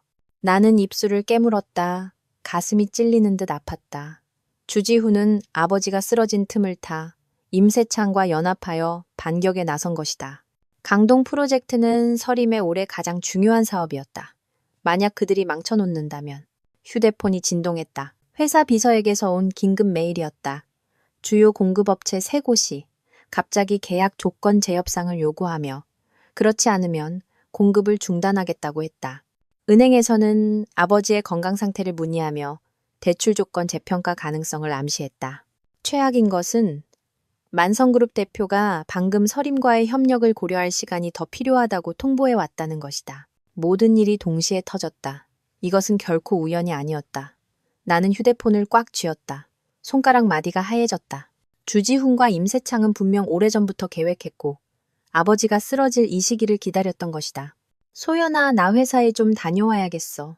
나는 일어서다가 갑자기 현기증이 덮쳐 벽을 짚어야 했다. 소연이가 급히 나를 부축했다. 너 이런 몸으로 어떻게 일을 해? 뭐라도 좀 먹고 가. 나는 고개를 저었다. 시간이 없어. 우리 아빠 좀 잘 부탁해. 무슨 일 있으면 바로 연락 줘. 병원 문을 나서자 초여름의 햇살이 눈부셔 눈을 뜰 수 없었다. 경호원이 재빨리 차문을 열어주었다. 나는 뒷좌석에 올라타자마자 회사 법무팀장에게 전화를 걸었다. 주성건설과 임성그룹의 협력 계약 세부 내용을 조사해 주세요. 나는 짧게 지시했다. 특히 강동 프로젝트에 관한 모든 조항을요. 전화를 끊고 나는 시트에 기대어 눈을 감았다. 뱃속의 작은 생명이 내 스트레스를 느꼈는지 때때로 속이 울렁거렸다. 이 아이는 너무나 좋지 않은 때에 찾아왔다. 그의 아버지가 내 가족의 기업을 파괴하려 온 힘을 다하고 있는데 나는 그의 아이를 임신하고 있다니. 서림그룹 본사. 엘리베이터 문이 열리자마자 긴장된 분위기를 느낄 수 있었다. 비서실에 몇몇 비서들이 모여 소곤거리다가 나를 보자마자 흩어졌다. 눈빛이 흔들렸다. 서 이사님, 내 비서가 빠른 걸음으로 다가왔다. 만성그룹의 장 사장님께서 회의실에서 기다리고 계십니다. 급한 일이 있다고 하십니다. 나는 고개를 끄덕이고 곧장 회의실로 향했다. 만성그룹 장 사장은 아버지의 오랜 친구였다. 이번에 갑자기 찾아온 것은 분명 좋은 일이 아닐 것이다. 회의실에서 장 사장은 심각한 표정으로 창가에 서 있었다. 문 열리는 소리를 듣고 그는 몸을 돌려 억지 미소를 지었다. 연우양, 아버님은 좀 어떠신가? 수술은 성공적으로 끝났고 며칠 더 지켜봐야 합니다. 나는 단도직입적으로 물었다. 장 사장님, 오늘 오신 건 협력건 때문이시죠? 그는 한숨을 쉬고 앉으면서 나에게도 앉으라고 했다. 연우양, 단도직입적으로 말하지. 임세창이 오늘 아침에 나에게 전화를 했네. 만약 내가 서림과 계속 협력하면 만성그룹의 남부지역 자재 공급을 끊겠다고 하더군. 가슴이 철렁했다. 임성그룹은 남부지역의 고급 자재 시장을 독점하고 있었다. 이수는 만성그룹의 약점을 정확히 찌른 것이었다. 장 사장님, 저희는 오랫동안 협력해왔잖아요. 나도 알지. 그가 내 말을 끊었다. 하지만 이사회의 압박이 심해. 내가 오늘 온 건 서림이 임성그룹과 화해할 가능성이 있는지 물어보려고 온 거네. 화해? 임세창과? 아버지의 오랜 친구를 협박하고 주지훈을 부추겨 나를 공격하는 그 사람과? 장 사장님, 나는 최대한 목소리를 평온하게 유지하려 했었다. 제 아버지 성격을 아시잖아요. 그분이 협박에 굴복하실 분인가요? 장 사장은 쓴웃음을 지었다. 회장님 성격이야 내가 잘 알지. 하지만 지금 그는 병원에 누워있고 그의 시선이 무심코 내 아랫배를 스쳐 지나갔다. 자네는 또 임신 중이라고. 나는 온몸이 굳었다. 제가 임신한 걸 어떻게 아셨어요? 온 재계에 소문이 다 났네. 장 사장이 약간 어색해했다. 주지훈이 어젯밤 비즈니스 만찬에서 발표했다고 하더군. 자네가 아이를 빌미로 자기를 협박한다고. 내 손가락이 손바닥을 깊이 파고들었다. 주지훈은 내 사생활을 공개했을 뿐만 아니라 흑백을 전도했다. 분명히 아이를 빼앗겠다고 협박한 것은 그였는데 이제 와서 내가 협박한다고 뒤집어 씌우다니. 장 사장님, 나는 분노를 억누르며 말했다. 저에게 24시간만 주십시오. 만약 내일 이 시간까지 제가 임성그룹의 위협을 해결하지 못하면 그때 결정하셔도 늦지 않습니다. 장 사장을 보낸 후 나는 즉시 긴급회의를 소집했다. 법무팀에서 최신 발견 사항을 보고했다. 주성건설과 임성그룹의 협력 계약에는 실제로 강동 프로젝트를 겨냥한 조항이 있었다. 만약 주성건설이 프로젝트 참여권을 다시 얻게 되면 임성그룹이 자금 지원을 제공한다는 내용이었다. 이것은 노골적인 사업적 도발이었다. 법무팀장이 안경을 고쳤었다. 하지만 위법은 아닙니다. 나는 마케팅팀으로 돌아섰다. 우리 예비 공급업체 상황은 어떻습니까? 마케팅 총괄이 고개를 저었다. 단기간에 대체 업체를 찾기는 어렵습니다. 임성그룹의 남부지역 영향력이 너무 큽니다. 회의실의 공기가 얼어붙는 것 같았다. 모든 사람이 나를, 이 임시 책임자가 결정을 내리기를 기다리고 있었다. 나는 평평한 아랫배를 만지며 문득 전례 없는 압박감을 느꼈다. 이것은 평범한 사업 위기가 아니라 서림의 존망이 걸린 전쟁이었다. 그리고 나, 임신 8주의 초보가 아버지가 쓰러진 상황에서 이 모든 것을 혼자 감당해야 했다. 2시간만 주십시오. 나는 일어섰다. 대응 방안을 계속 준비해 주십시오. 저는 병원에 좀 다녀오겠습니다. 병원으로 돌아가는 길에 나는 개인 변호사에게 전화를 걸어 주지훈이 내 임신 사실을 공개한 것에 대해 법적 조치를 취할 수 있는지 문의했다. 변호사는 어렵다고 했다. 주지훈이 잠재적인 아버지로서 다른 사람에게 이 사실을 알릴 권리가 있기 때문이라고. 병원 복도에서 나는 아버지의 주치의를 만났다. 서 이사님, 회장님의 상태는 안정적이지만 절대적인 안정이 필요합니다. 의사가 목소리를 낮췄다. 드릴 말씀이 있습니다. 오늘 아침에 어떤 분이 가족이라며 서 회장님의 전체 진료 기록을 열람해달라고 요구했습니다. 가슴에 경고등이 켜졌다. 누구요? 이사님의 남편이라고 주장하는 남성이었습니다. 주지훈. 그가 병원에 왜 왔을까 설마. 선생님, 지금부터 저와 소연이 씨를 제외한 그 누구도 제 남편이라고 주장하는 사람을 포함해서 제 아버지나 아버지의 진료 기록에 접근할 수 없도록 해주십시오. 동시에 제 아버지의 진료 기록에 접근했던 모든 직원의 명단을 부탁드립니다. 의사는 고개를 끄덕였다. 나는 빠른 걸음으로 중환자실로 향했다. 멀리서 소연이가 복도 끝에서 간호사와 이야기하고 있는 것이 보였다. 나를 보자 소연이가 즉시 다가왔다. 연우야, 이상한 걸 발견했어. 그녀가 나를 구석으로 끌고 갔다. 저 간호사. 그녀는 방금 자신과 이야기하던 사람을 가리켰다. 내가 우연히 통화하는 걸 들었는데 임나경 이름을 언급하더라고. 나는 눈을 가늘게 뜨고 그 간호사를 관찰했다. 20대 후반쯤 되어 보였고 마스크를 쓰고 있어 눈만 보였다. 하지만 그 눈매. 나는 문득 임나경의 사진을 떠올렸다. 임나경의 친척이야. 소연이가 고개를 끄덕였다. 내가 알아봤는데 그녀의 사촌이래. 그리고 이 병원 인사과장은 임세창의 대학 동기고 나는 숨을 헉 들이켰다.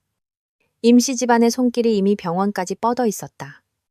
주지훈이 진료 기록을 보러 오고 임나경의 사촌이 아버지 병실에서 일하고 있다. 이것은 결코 우연이 아니었다. 소연아, 지금부터 네가 직접 우리 아빠의 모든 약과 검사를 책임져줘. 아무도 손대게 하지 마. 특히 저 간호사는. 소연이는 심각하게 고개를 끄덕였다. 걱정 마. 그런데 그녀는 잠시 망설였다. 너 정말 이 아이를 낳을 거야? 아버지가 주지훈이잖아. 나는 아랫배를 만졌다. 마음이 복잡했다. 이 아이는 분명 좋지 않은 때에 찾아왔다. 하지만 그를 포기해야 한다고 생각할 때마다 심장이 두 조각으로 찢어지는 것 같았다. 더 무서운 것은 주지훈이 이미 양육권을 다투겠다고 공개적으로 선언했다는 것이다. 아이를 사랑해서가 아니라 나를 통제하기 위해서 낳을 거야. 나는 나지막이 말했다. 아버지가 누구든 그는 우선 내 아이야. 소연이가 나를 꼭 껴안았다. 네가 어떤 결정을 내리든 나는 너를 지지해. 회사로 돌아와. 나는 즉시 병원 CCTV를 확인했다. 화면에는 주지훈이 오전에 병원에 왔던 것이 확실히 찍혀 있었다. 아버지의 진료 기록을 보려 했을 뿐만 아니라 그 간호사와 짧게 대화하는 모습도 있었다. 더 의심스러운 것은 그 간호사가 쇠호 아버지 병실에 들어가 수액팩 앞에서 잠시 머물렀다는 것이다. 내 피가 순간 차갑게 식었다. 만약 그들이 아버지에게 손을 댄다면 즉시 사립병원에 연락해서 전원 준비하세요. 나는 비서에게 명령했다. 동시에 저 간호사와 주지훈의 일거수일투족을 감시할 사람을 붙이세요. 저녁 무렵 나는 마침내 병원에서 제공한 진료 기록 접근 기록을 받았다. 자세히 대조해보니 몇 가지 미세한 변경 사항을 발견했다. 아버지의 약물 투여량이 약간 조정되었고 중요한 약물 중 하나의 이름도 수정되어 있었다. 이 변경은 매우 은밀해서 일부러 찾지 않으면 발견하기 어려웠다. 하지만 치료 효과에 영향을 미치기에는 충분했다. 내 손이 떨리기 시작했다. 이것은 사업 경쟁이 아니었다. 이것은 살인이었다.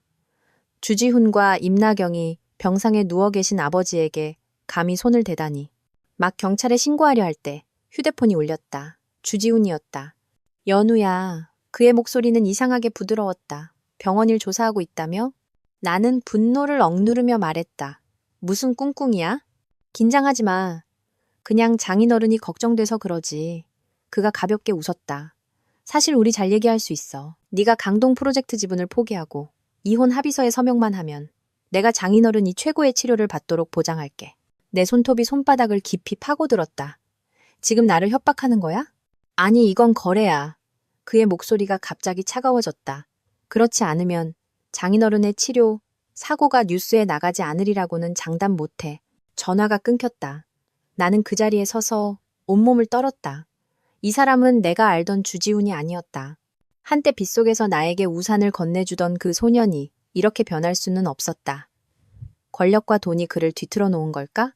아니면 그는 처음부터 가면을 쓰고 있다가 이제야 진짜 얼굴을 드러낸 걸까? 비서가 문을 두드렸다. 서 이사님, 만성그룹의 장 사장님께서 다시 오셨습니다. 내일까지 기다릴 수 없다고 하십니다. 나는 심호흡을 하고 눈가의 눈물을 닦았다. 지금은 약해질 때가 아니었다. 아버지는 병원에 누워 계시고 뱃속의 아이는 보호해야 한다. 서림그룹 수천 명 직원의 생계가 내 어깨에 달려 있었다. 들어오시라고 하세요. 장 사장이 사무실에 들어와 내 붉어진 눈을 보고는 밍센이 놀란 듯했다. 연우양, 괜찮은가? 장 사장님, 나는 단도직입적으로 말했다. 만약 제가 임성그룹 자재에 심각한 품질 문제가 있다는 것을 증명할 수 있다면 그래도 그의 위협을 받으시겠습니까?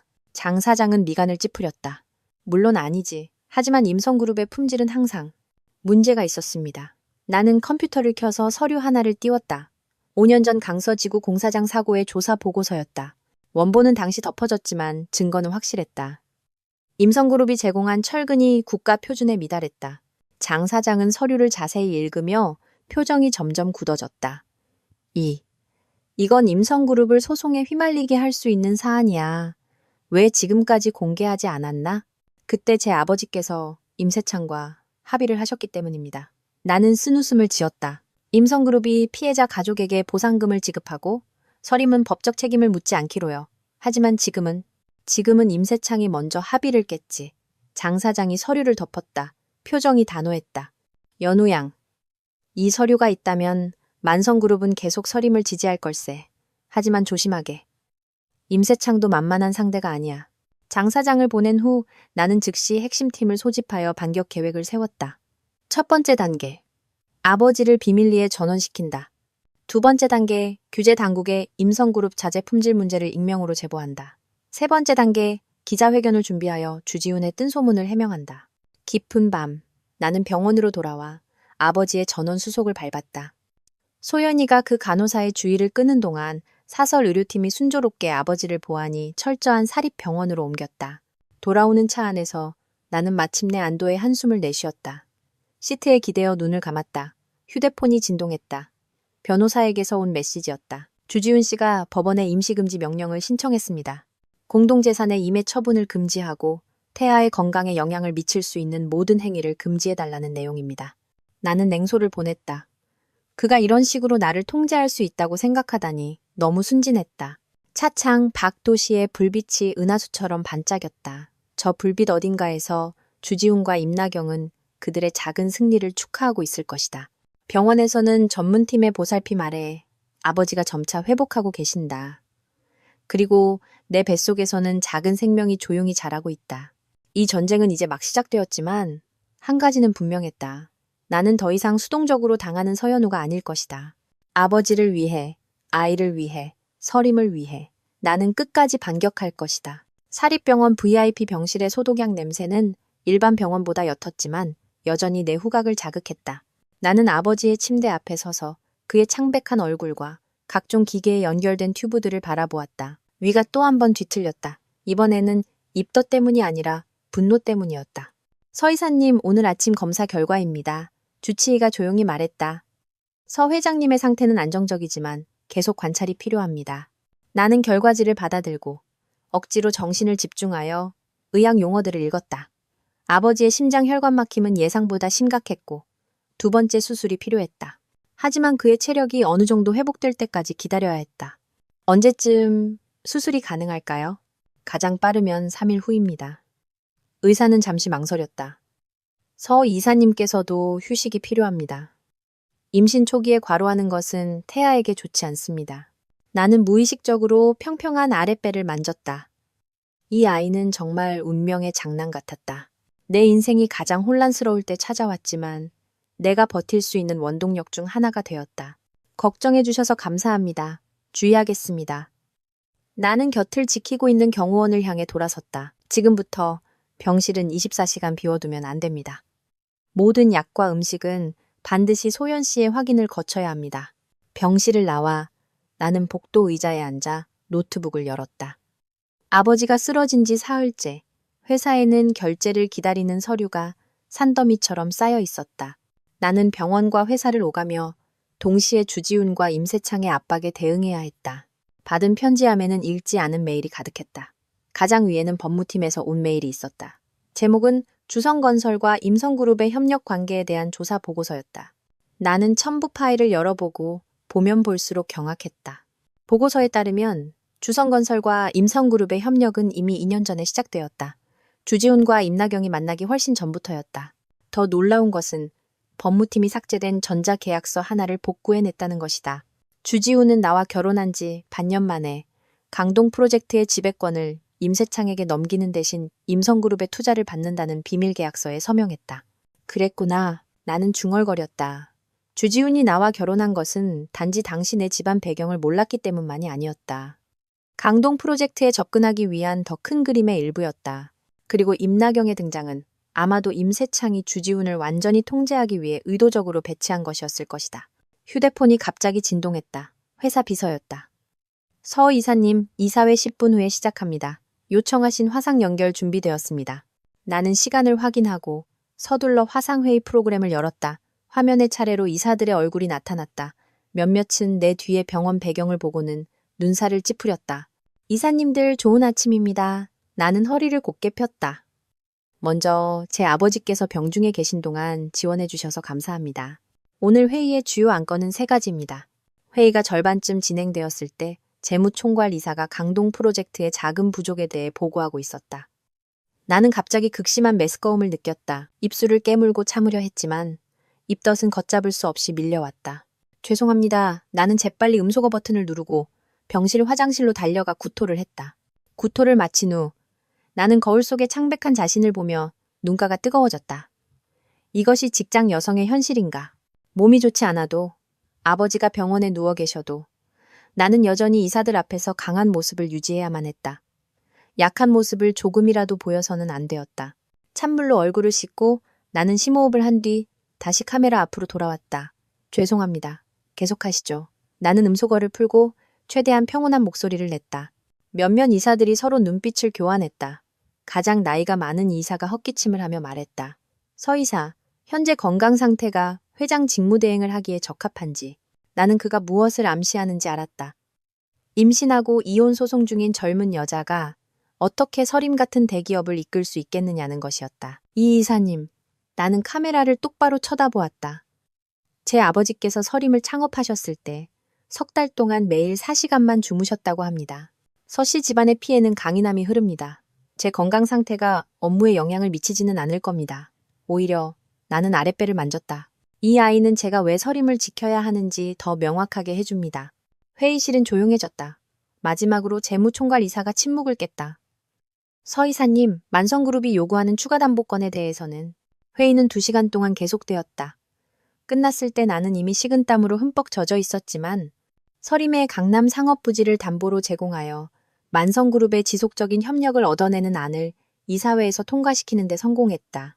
막 노트북을 닫았을 때 소연이가 문을 열고 들어왔다. 그녀의 손에는 서류 한 부가 들려 있었다.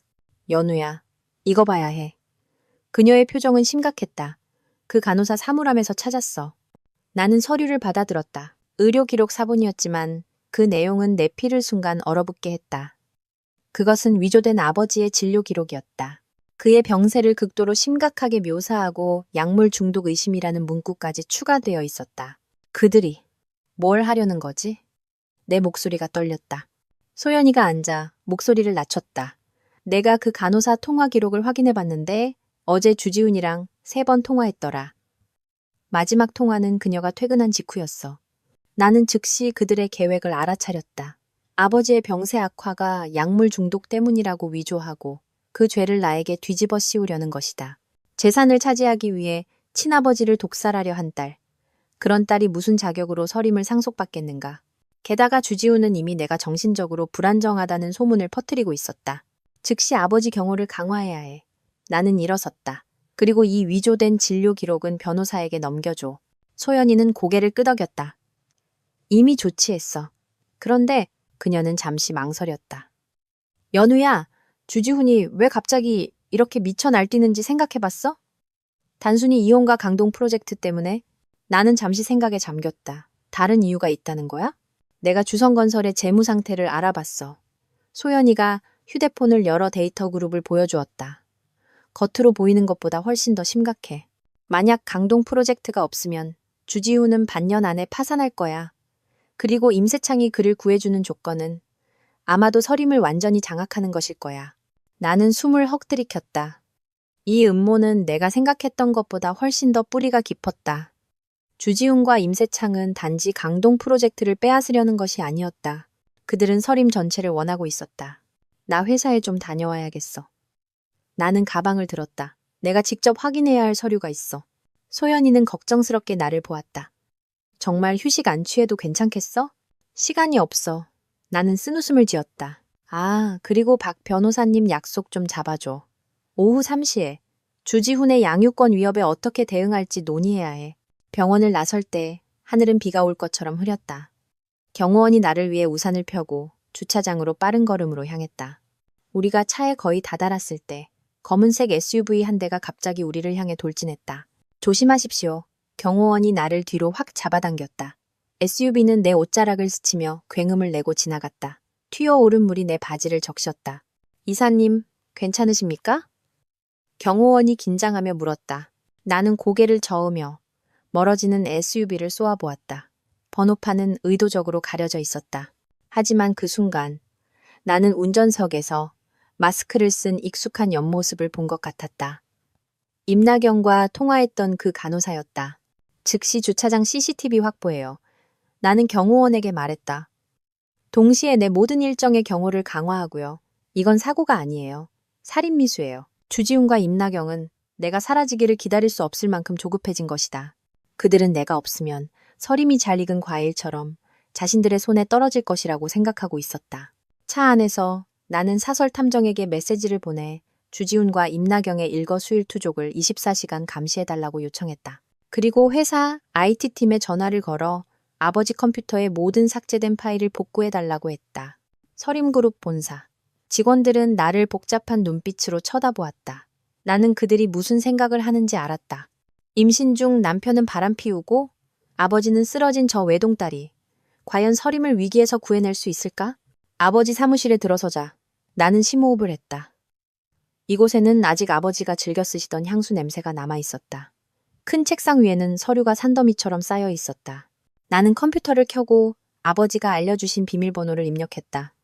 그리고 주성건설, 임성그룹과 관련된 모든 파일을 검색하기 시작했다. 3시간 후 창밖에 가로등이 켜질 무렵 나는 마침내 암호화된 파일 하나에서 엄청난 비밀을 발견했다. 완벽한 인수 계획서였다. 날짜는 나와 주지훈이 결혼하기 3달 전이었다. 계획서에는 결혼을 통해 서림에 접근하고 점진적으로 강동 프로젝트를 장악하여 최종적으로 서림그룹 전체를 삼키는 단계가 상세하게 기술되어 있었다. 서명란에는 주지훈과 임세창의 이름이 있었다. 내 손이 떨리기 시작했다. 우리의 결혼은 처음부터 사기극이었다.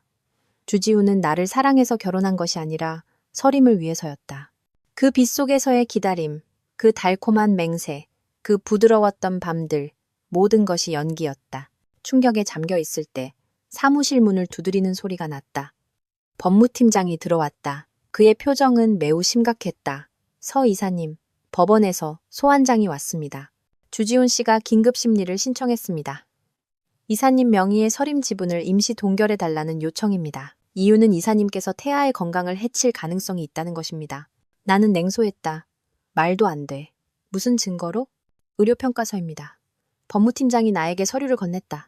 이사님께서 과도한 정신적 스트레스로 인해 의사결정을 하기에 부적합하며 태아에게 영향을 미칠 수 있다는 내용입니다. 나는 서류를 펼쳐보고 서명한 의사의 이름을 보자 동공이 갑자기 수축했다. 임세창의 개인 주치의였다. 즉시 반박 자료 준비하세요. 나는 일어섰다. 동시에 이 병원과 이 의사를 의료기록 위조 혐의로 고소하겠습니다. 법무팀장이 떠난 후 나는 통유리창 앞에 서서 창밖의 도시 불빛을 바라보았다. 이 전쟁은 내가 생각지도 못한 수준으로 격화되고 있었다. 주지훈은 아이를 나를 통제하는 도구로 삼으려 할 뿐만 아니라 서림까지 빼앗으려 하고 있었다. 그리고 그 배후에 숨어있는 늙은 여우, 임세창은 어부지리를 기다리고 있었다. 휴대폰이 진동했다. 사설 탐정에게서 온 사진이었다. 사진 속 주지훈과 임나경은 다정하게 한 프라이빗 클럽으로 들어가고 있었다. 그리고 클럽 입구에는 임세창의 차가 뻔히 세워져 있었다. 나는 사진을 확대하여 주지훈의 손에 들린 서류 가방을 보았다. 그 안에는 무엇이 들어있을까? 새로운 음모? 아니면 위조된 증거? 뱃속의 아이가 갑자기 움직였다. 이것은 내가 처음으로 느낀 태동이었다. 나는 아랫배를 만졌다. 마음이 복잡했다. 이 아이의 아버지는 나를 파멸시키기 위해 온갖 수단을 동원하고 있었다. 그리고 나는 그의 피를 이어받은 이 작은 생명을 보호해야만 했다.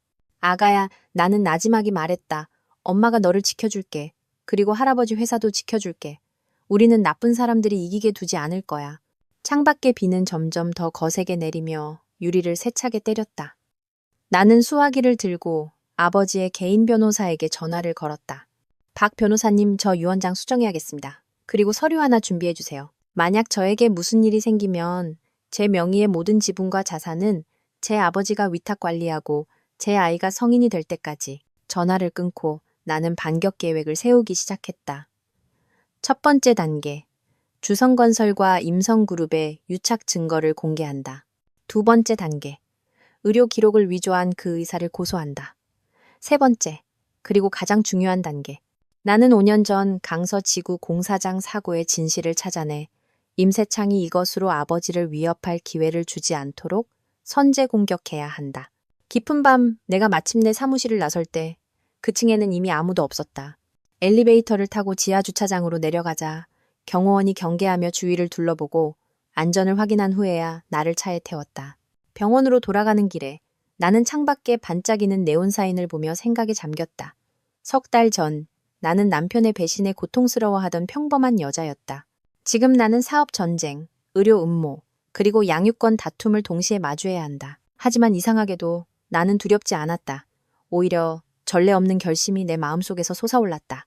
아버지를 위해, 아이를 위해, 서림의 수천 명 직원을 위해 나는 반드시 이겨야 한다. 주지훈과 임세창이 어떤 수단을 쓰든 나는 하나하나 반격할 것이다. 이 전쟁은 이제 막 시작되었을 뿐이다. 새벽 4시 서림그룹 본사 빌딩에는 여전히 몇 개의 불이 켜져 있었다. 나는 통유리창 앞에 서서 멀리 하늘이 밝아오는 것을 바라보았다. 손에는 따뜻한 우유 한 잔이 들려 있었다. 카페인은 이제 나에게 금지된 것이었다. 책상 위에 펼쳐진 서류들이 새벽빛에 유난히 눈에 띄었다. 그것은 사설탐정이 어젯밤 보내온 최신 조사 보고서였다. 이사님, 모두 도착했습니다. 비서가 조용히 말했다. 나는 고개를 끄덕이고 정장 재킷을 정리하며 회의실로 향했다. 문을 열자 안에는 이미 7, 8명이 앉아 있었다. 아버지의 오랜 친구 몇 분, 회사 핵심 임원들, 최고의 변호사와 홍보팀. 이것은 내가 신중하게 구성한 반격팀이었다. 오늘 주지훈과 임세창의 운명이 결정될 것이다. 모두 이른 새벽에 와주셔서 감사합니다. 나는 상석에 앉았다. 며칠간의 피로로 목소리가 약간 잠겨 있었다. 보시다시피 상황이 매우 긴급합니다. 프로젝터가 켜지고 관계망 도표가 나타났다. 주지훈, 임나경, 임세창. 세 사람의 모든 연락과 최근 활동이 명확하게 표시되어 있었다. 지난 72시간 동안 우리는 결정적인 증거를 수집했습니다. 나는 리모컨을 눌러 다음 사진으로 넘겼다. 이것은 주성건설의 지난 3년간 실제 재무제표입니다. 그들이 공시한 버전과 비교해 보시죠. 회의실에서 탄식이 터져나왔다. 두 보고서의 차이는 엄청났다. 주성건설은 실제로는 이미 자본 잠식 상태였지만 1년의 복잡한 관계사 거래와 허위 계약을 통해 흑자를 내는 것처럼 위장했다. 이것만으로도 주지훈을 감옥에 보낼 수 있습니다. 재무총괄이사가 안경을 고쳤었다. 뿐만이 아닙니다. 나는 다음 사진으로 넘겼다. 임세창은 역외회사를 통해 주성건설에 자금을 지원했습니다. 조건은 주지훈이 강동 프로젝트의 지배권을 반드시 확보해야 한다는 것이었죠. 그리고 이 자금의 출처는 나는 잠시 말을 멈췄다. 임성그룹 상장사의 자금을 횡령한 것입니다. 법무팀장이 몸을 바로 세웠다. 이건 심각한 증권 사기입니다. 맞습니다. 나는 또 다른 사진들을 보여주었다. 더 흥미로운 것은 임나경은 임세창의 친조카가 아니라 그가 오랫동안 후원해온 내연녀라는 사실입니다. 그녀의 대학 졸업 학력은 위조되었고 상업 스파이 전과도 있습니다. 5년 전 그녀가 기밀을 유출하여 파산한 회사의 사장은 아버지의 오랜 친구였습니다. 회의실은 조용해졌다. 이 정보들은 너무나 충격적이어서 산전수전 다 겪은 이사들조차 말을 잃었다. 서이사 이 정보들을 어떻게 사용할 계획인가? 아버지의 오랜 친구이자 은퇴한 왕 회장이 무겁게 물었다. 나는 장내를 둘러보며 한 글자 한 글자 힘주어 말했다. 전면적인 반격입니다. 사업, 법률, 여론, 세 가지 전선에서 동시에 공격할 겁니다. 이어진 2시간 동안 우리는 상세한 계획을 세웠다. 사업적으로 서림은 만성그룹과의 심도 있는 협력을 공개하여 강동 프로젝트에서 주성건설과 임성그룹을 완전히 배제할 것이다. 법적으로 증권감독위원회와 경찰에 주성건설의 분식회계와 임세창의 자금 횡령을 신고할 것이다. 여론적으로 신뢰할 수 있는 매체를 통해 임나경의 추문을 점진적으로 공개하여 먼저 그녀의 신뢰도를 무너뜨릴 것이다. 마지막으로 나는 홍보팀장을 보았다. 제 임신에 관한 긍정적인 기사를 준비해 주십시오. 제가 어떻게 일과 가정을 양립시키는지 강조해야 합니다. 주지훈이 양육권 다툼을 공개하기 전에 반드시 여론을 우리 쪽으로 만들어야 합니다. 회의가 끝났을 때 하늘은 이미 환하게 밝아 있었다. 나는 창가에 서서 아침 해가 하늘을 붉게 물들이는 것을 보았다. 처음으로 승리가 눈앞에 있는 것을 느꼈다. 뱃속의 아이가 내 감정을 느꼈는지 가볍게 움직였다. 나는 아랫배를 쓰다듬으며 나지막이 약속했다. 엄마가 너를 지켜줄게. 아무도 너를 이용하게 두지 않을 거야. 사흘 후 폭풍은 예정대로 몰아쳤다. 먼저 경제매체에서 주성건설의 분식회계 의혹을 대대적으로 보도했다. 방대한 내부 자료가 증거로 첨부되었다. 주성건설 주가는 개장과 동시에 폭락하여 서킷 브레이커가 발동되었다. 이어서 임세창이 증권감독위원회 앞에서 조사 협조 요청을 받는 사진이 찍혔고 인터넷에 삽시간에 퍼졌다. 나는 사무실에 앉아 내가 연출한 이 폭풍을 실시간으로 지켜보았다. 컴퓨터 화면에서 주성건설의 주가는 끊어진 연처럼 수직으로 떨어졌다. 댓글 창은 욕설로 가득했다. 한때 화려했던 주지훈은 이제 모두에게 손가락질 받는 사기꾼이 되었다. 휴대폰이 울렸다. 주지훈의 번호였다. 나는 녹음 버튼을 누르고 전화를 받았다. 서연우. 그의 목소리는 쉬고 관기에 차 있었다. 네가 한 짓이지? 전부 네가 꾸민 짓이야. 나는 평온하게 대답했다. 나는 단지 진실을 세상에 알렸을 뿐이에요. 두고 봐. 그가 히스테릭하게 고함쳤다. 내가 너를 가만두지 않을 거야. 그 아이는 내 아이야. 내가 반드시 양육권을 가져올 거라고. 전화가 갑자기 끊겼다. 나는 고개를 저으며 녹음 파일을 변호사에게 보냈다. 이 협박은 양육권 소송에서 유용하게 쓰일 것이다. 오후의 기자회견은 더욱 흥미진진했다. 임나경의 전 직장 상사가 직접 나서 그녀가 어떻게 회사 기밀을 훔쳤는지 폭로했다. 몇몇 동창들은 그녀가 결코 학위를 수료하지 못했다고 증언했다. 가장 치명적인 일격은 한 타블로이드 기자가 날렸다. 그는 임나경과 임세창이 해외에서 휴가를 보내는 친밀한 사진들을 공개하여 삼촌, 조카라는 거짓말을 완전히 깨뜨렸다. 나는 사무실 TV 앞에 서서 뉴스에서 기자들에게 둘러싸여 쩔쩔매는 임나경의 모습을 보았다. 그녀는 선글라스를 썼지만 창백한 얼굴은 감출 수 없었다. 내연녀, 사기꾼이라는 질문에 한마디도 대답하지 못하고 결국 경호원들의 호의를 받으며 황급히 도망쳤다. 속 시원해? 소연이가 내 곁으로 와서 레몬수 한 잔을 건넸다. 나는 고개를 저었다. 이건 시작에 불과해. 주지훈 손에는 아직 그 비장의 카드가 남아있어. 5년 전 공사장 사고. 내가 알아봤어. 소연이가 목소리를 낮췄다. 그 사고는 분명히 임성그룹이 공급한 불량 철근과 관련이 있어. 하지만 당시 안전감독관은 주씨 집안에서 한파한 사람이었대. 만약 깊이 파고들면 주지훈의 아버지도 연루되어 있어. 내 눈이 빛났다. 증거 있어? 소연이가 고개를 끄덕였다. 그 안전감독관, 아직 살아있어. 교회에서 작은 슈퍼마켓을 하고 있대. 내가 사람을 보내 접촉해봤는데 증언할 의향이 있다고 했어. 다만 신변 보호를 요구했지. 즉시 조치해줘. 나는 컵을 꽉 쥐었다. 이것이 주지훈을 무너뜨릴 마지막 한 방울의 이슬이었다. 우리가 이야기하고 있을 때 비서가 급히 들어왔다. 이사님, 주지훈 씨의 어머니께서 오셨습니다. 이사님을 꼭 뵙겠다고 하십니다. 나와 소연이는 눈빛을 교환했다. 조미란이 이 시점에 찾아온 것은 분명 속셈이 있을 것이다. 들여보내세요. 하지만 핸드백은 검사하고요. 나는 경호원에게 지시했다. 몇 분 후 조미란이 들어왔다.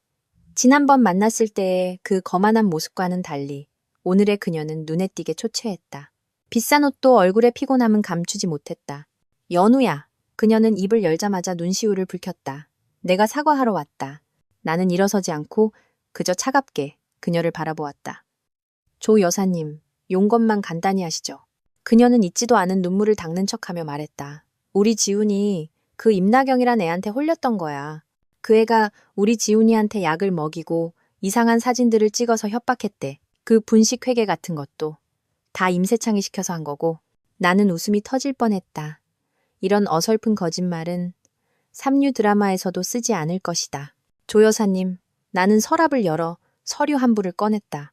이건 주지훈 씨와 임세창의 협력 계약서입니다. 날짜는 우리가 결혼하기 3달 전이에요. 그때는 임나경 씨가 나타나기도 전이었죠. 그녀의 얼굴이 순식간에 새파래졌다. 주 씨 집안의 계산은 아주 정교했어요. 나는 계속했다. 서 씨 집안 딸과 결혼해서 강동 프로젝트를 장악하고 마지막에는 서림을 삼킨다. 아쉽게도 나는 아랫배를 만졌다. 이 아이가 변수가 될 줄은 몰랐겠죠. 조미란의 눈이 내 배를 뚫어지게 쳐다보았다. 연우야, 아이는 그래도 주씨 집안의 핏줄이야. 지훈이가 아이 아버지인데 그에게도 권리 없어요. 나는 벌떡 일어섰다. 장인을 살해하려 하고 아내를 협박하는 사람이 무슨 자격으로 아버지가 되겠다는 거죠? 조미란은 내 갑작스러운 분노에 압도당했다. 그녀는 입을 벌렸지만 아무 소리도 내지 못했다. 조 여사님 돌아가세요. 나는 호출벨을 눌렀다. 주지훈 씨에게는 법정에서 보자고 전해주시고요. 경호원이 들어와 그녀를 데리고 나가려 할 때 조미라는 갑자기 경호원의 손을 뿌리치고 나를 아기의 찬눈으로 쏘아보았다. 서연우, 너무 더 이해하지 마. 내 아들이 그렇게 쉽게 무너지지 않을 거야. 그 아이 우리 주씨 집안에서 반드시 데려올 거니까. 그녀가 떠나는 뒷모습을 보며 나는 긴 한숨을 내쉬고 의자에 다시 앉았다. 이 연극은 드디어 클라이맥스를 향해 가고 있었다. 저녁에 아버지의 새병실로 돌아갔다. 그는 며칠 전보다 훨씬 정신이 좋아 보였다. 의사는 그가 잘 회복하고 있으며 일주일 후에 2번째 수술을 할 수 있다고 했다. 연우야, 오늘 뉴스 다 봤다. 아버지는 침대에 기대어 앉아 계셨다. 아주 잘했다. 하지만 궁지에 몰린 개가 사람을 무는 법이니 조심해야 한다. 주지훈은 이제 가진 게 없으니 수단과 방법을 가리지 않을지도 몰라. 나는 고개를 끄덕이며 그에게 사과를 깎아드렸다. 이미 경호를 강화했어요. 그리고 소연이가 그 옛날 공사장 사고의 안전감독관을 찾았어요. 그 사람이 증언하겠대요. 아버지의 눈이 빛났다. 잘 됐구나. 그 감독관이 핵심 증인이야. 만약 주씨 집안도 진실을 은폐하는데 가담했다는 것을 증명할 수 있다면 임세창은 더 이상 우리를 위협할 수 없지. 우리는 잠시 회사 일에 대해 이야기했다. 아버지가 갑자기 물으셨다. 연우야, 그 아이에 대해서. 정말 낳기로 결심한 거니? 사과를 깎던 내 손이 멈칫했다. 네, 아빠. 아버지가 누구든 그는 제 아이예요. 아버지는 잠시 침묵하시더니 나지막이 말씀하셨다. 양육권 소송이 쉽지 않을 거라는 건 알지? 법원은 보통 아이를 어머니에게 보내는 경향이 있지만 주씨 집안은 모든 수단을 동원할 거다. 알아요. 나는 과도를 내려놓았다. 하지만 그들이 이기게 두지 않을 거예요. 이 아이는 사랑 속에서 자라야 해요. 재산을 다투는 도구가 아니라. 아버지는 만족스럽게 고개를 끄덕이셨다. 갑자기 베개 밑에서 작은 상자를 꺼내셨다. 이건 네 엄마가 남긴 거다. 네가 아이를 낳으면 너에게 주라고 했어. 나는 상자를 열었다. 안에는 정교한 금 목걸이가 들어있었다. 그 위에는 장명백세라는 4글자가 새겨져 있었다. 내 눈시울이 순간 뜨거워졌다. 어머니는 일찍 돌아가셔서 나는 그녀의 모습을 거의 기억하지 못한다. 하지만 이 목걸이는 그녀가 결코 떠나지 않았다는 사랑을 느끼게 해주었다. 병원을 나설 때 밤은 이미 깊었다. 경호원은 신중하게 주위를 둘러보고 안전을 확인한 후에야 나를 차에 태웠다. 돌아오는 길에 나는 창밖에 반짝이는 네온사인을 보며 생각에 잠겼다. 내일은 이혼 소송의 첫 번째 심리가 열리는 날이다. 주지훈은 분명 양육권을 차지하기 위해 전력을 다할 것이다. 나는 만반의 준비를 해야 했다. 집 앞에 도착했을 때 경호원이 갑자기 경계했다. 이사님, 문 앞에 무언가 있습니다. 나는 그의 시선을 따라보았다. 문 앞 계단에 검은색 리본이 묶인 흰색 상자가 놓여 있었다. 만지지 마십시오. 경호원이 나를 막아서고 무전기로 보안팀을 불렀다. 전문 폭발물 처리반이 검사한 결과 상자 안에는 위험물질이 없었다. 단지 인형 하나가 들어있을 뿐이었다.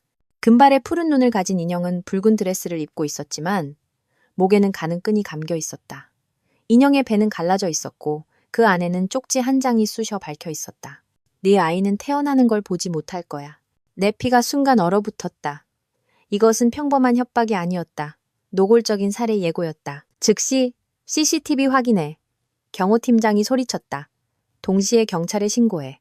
나는 거실에 서서 무의식적으로 두 손으로 배를 감쌌다. 온몸이 떨렸다. 주지훈이 정말 미친 걸까? 아니면 임나경 그 미친 여자가 한 짓일까? 그들이 어떻게 감히 태어나지도 않은 아이를 위협할 수 있을까? 휴대폰이 갑자기 울렸다. 모르는 번호였다. 나는 잠시 망설이다가 전화를 받았다. 내 선물 마음에 들어? 어떤 여자의 목소리가 들려왔다. 임나경은 아니었다. 누구시죠? 나는 경계하며 물었다. 한 친구. 상대방이 가볍게 웃었다. 충고 하나 해주려고. 내일 법정에서 주지훈이 당신이 정신적으로 불안정하다는 의료 증명서를 제출할 거야. 의사는 이미 매수됐고. 왜 저에게 이런 걸 알려주는 거죠? 나도 임나경을 싫어하거든. 상대방은 이 말을 남기고 전화를 끊었다. 나는 그 자리에 서 있었다. 휴대폰이 바닥으로 떨어졌다. 내일의 심리는 내가 생각했던 것보다 훨씬 더 험난할 것이다. 주지훈은 아이를 다투려 할 뿐만 아니라 내가 어머니로서 부적합하다는 것을 증명하려 할 것이다. 그리고 그 소위 의료 증명서는 아마도 임나경이 병원 인맥을 통해 위조한 것일 것이다. 경호팀장이 들어왔다. 이사님, CCTV 확인 결과 모자를 쓴 여성이 상자를 놓고 갔습니다. 얼굴은 보이지 않습니다. 경찰이 이미 사건을 접수하고 수사에 착수했습니다. 오늘 밤은 다른 곳에서 주무시는 게 어떻겠습니까? 나는 고개를 저었다. 괜찮아요. 경호만 강화해주세요. 침실로 돌아와. 나는 문을 잠그고 침대 머리맡, 서랍 깊숙한 곳에서 파일 하나를 꺼냈다. 이것은 내가 준비한 마지막 무기였다. 주지훈의 외도, 재산 빼돌리기, 심지어 살인 미수까지 모든 증거가 담겨 있었다. 나는 원래 정식 이혼 소송에서 사용하려 했지만 지금 보니 앞당겨야 할 것 같았다. 나는 변호사에게 전화를 걸었다. 박 변호사님, 내일 심리 전에 긴급히 만나야겠습니다. 주지훈이 위조된 의료 증명서를 준비했습니다. 전화를 끊고 나는 창가에 서서 밤하늘의 별을 바라보았다. 뱃속의 아이가 나를 위로하듯 가볍게 움직였다. 나는 아랫배를 쓰다듬으며 나지막이 약속했다. 무슨 일이 있어도 엄마가 너를 지켜줄게. 내일의 심리는 힘든 싸움이 될 것이다. 하지만 나는 이미 준비가 되어 있었다. 주지훈과 임나경은 협박과 위조 증거로 이길 수 있다고 생각하겠지만 그들은 아이를 지키려는 한 어머니의 결심을 얕보았다. 이 전쟁은 곧 결전의 순간을 맞이할 것이다. 법원 밖 복도에서 나는 짙은 남색 정장 재킷의 옷깃을 바로잡았다. 약간 부른 6개월의 배를 완벽하게 가리기 위해서였다. 임신 사실이 이미 꽤 드러났지만 나는 누구에게도, 특히 주지훈에게 특별한 배려가 필요한 약자로 보이고 싶지 않았다. 서 이사님, 5분 남았습니다. 박 변호사가 조용히 말했다. 정말 직접 출석하시겠습니까? 나는 고개를 끄덕였다. 눈빛은 단호했다. 제가 직접 그를 마주해야 합니다. 지난 2주간 나와 변호인단은 밤낮 없이 이 이혼 소송을 준비했다.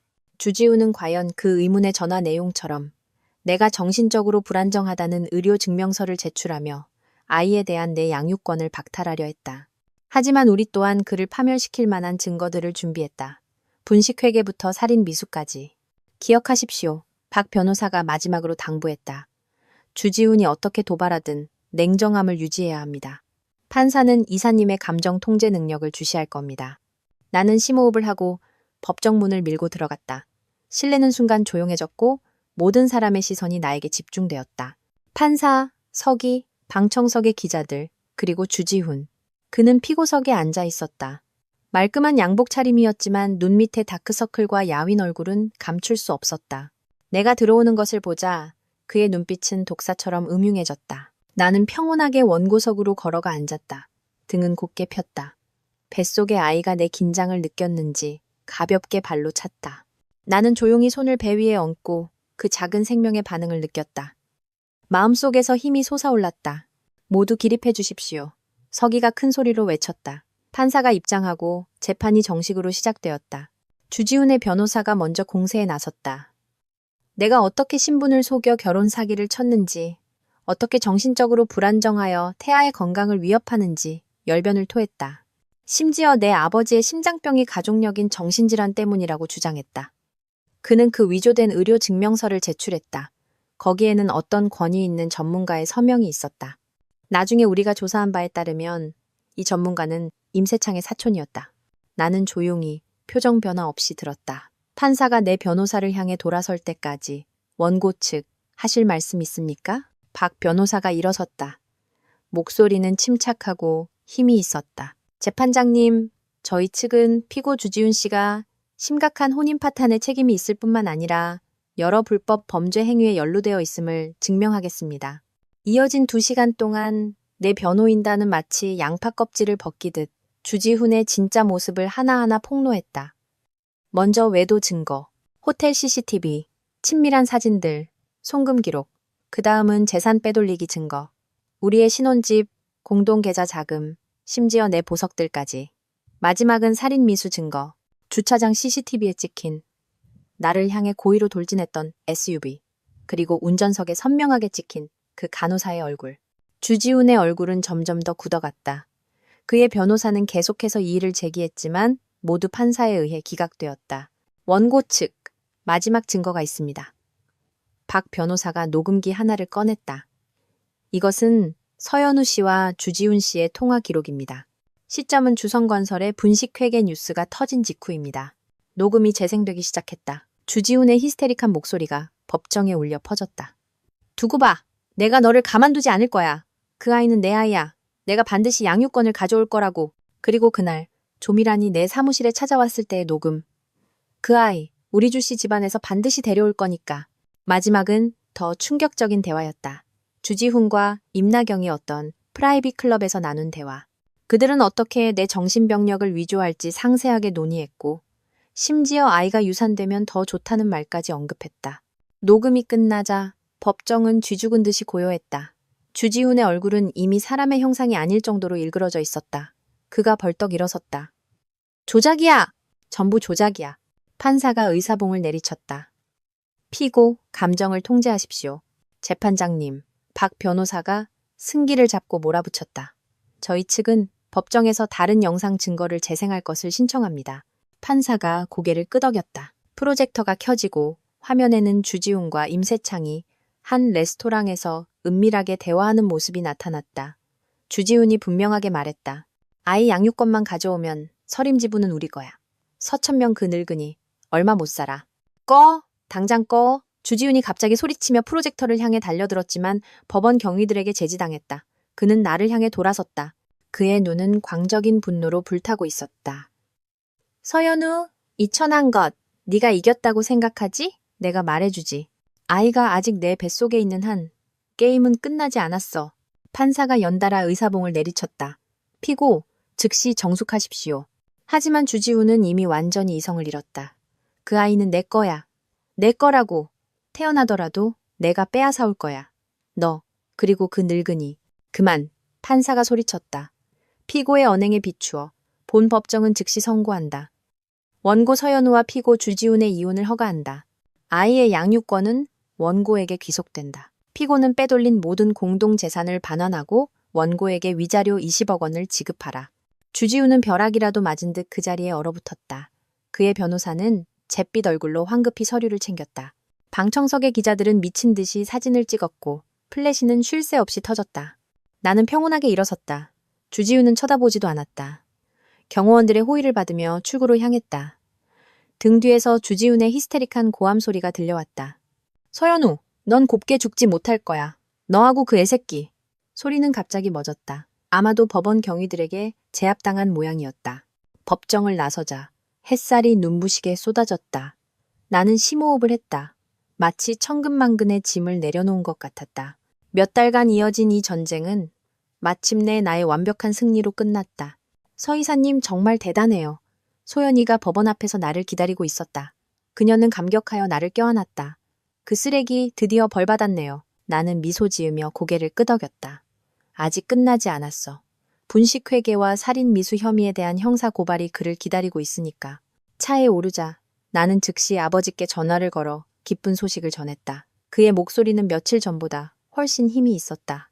연우야, 네가 이길 줄 알았다. 이제 푹 쉬어라. 회사는 내가 있으니. 전화를 끊고 나는 시트에 기댔다. 갑자기 피로감이 몰려왔다.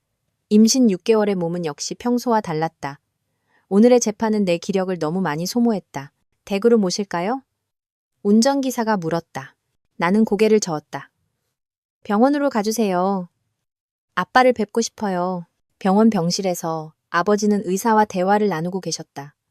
내가 들어오는 것을 보자 그는 얼굴에 만족스러운 미소를 지으셨다.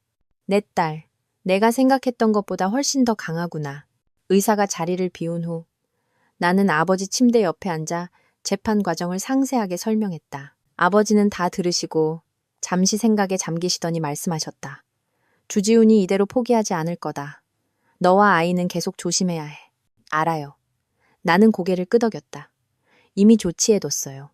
아빠 수술이 끝나고 회복하시면 저는 스위스로 가서 출산할 거예요. 아버지가 놀라 눈썹을 치켜 올리셨다. 스위스? 네, 나는 아랫배를 쓰다듬었다.